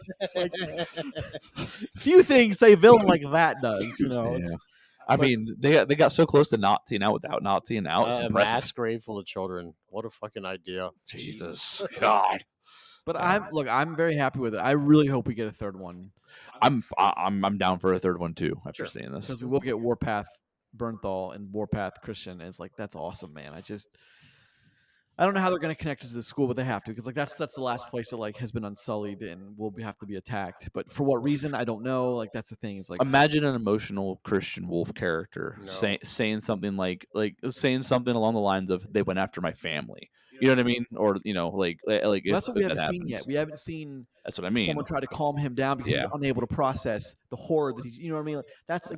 they're saving it for a third film, because they could have done it at the end sequence of this one and they didn't. Yeah. So it was cool shooting though, with the shooting out the windshield and Mhm. like those guys don't miss. And of course every bad guy misses, but that's Yeah. just what it I is. mean, Henchman can't hit anything. in yeah. film. I mean, I don't know. One character gets pretty fucked up. Well, sure. Again, I like the fact that Bernthal takes a few because they're not invincible. And I like the fact they're Yeah. not invincible. They It's- take damage. Yeah. So I'm really happy with this. Again, it's not a 10, it's not even an 8 or a 7, but like, well, Hey, maybe man. it's a 7. It's a So thumbs up. It's That's all that matters. It's damn good, and I really hope it does well enough to get a third one. We'll So, see. well, guys, It'll be strong in streaming. any final thoughts? No, I think we're good.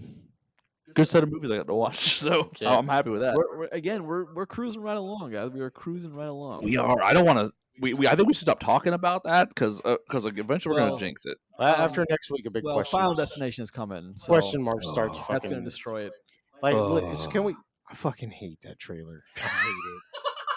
I haven't even watched it. I don't even Fucking watch hate it. I know I'm gonna hate It's it. bad. Dude, it's fucking no. I know I'm going to hate it. So I'm gonna I watch mean, it, but- you know, we've once said bad trailer, bad movie. Sure, next week we'll return with we have a lot of trailers to cover the next couple of months. Big week next week too. Yeah. So yeah, we're gonna A lot going on. a lot next of week. content next week. Yeah, so. a lot of Yes, stuff going on next week. Yes, but guys, thank you for joining me for this episode 27. Talking 27. about from a pretty cool movie with a good one to talk about before it as well. Good cast. So that does it for us on episode 27 of Post Credits Podcast, a show where we are lucky enough to talk about movies with you. Thank you for joining us, and we very much look forward to seeing you next week. Yeah, I'm If actually you're really watching us on YouTube, make sure you hit that subscribe button. Like my mind's went blank. Mm-hmm. Smash the subscribe button, hit the like Smash that button. like. Our numbers are actually going up, so we're Yes. really excited about that. Welcome to new people. Yeah. Welcome. Also, look at it right now. Looks like I have a red beard. And I'm not really a fan of that. I don't know how that happened. You guys look normal. I look hideous. Brother. But that's just me. So That's just your face. thanks. I know. Thank you very That's much. good. So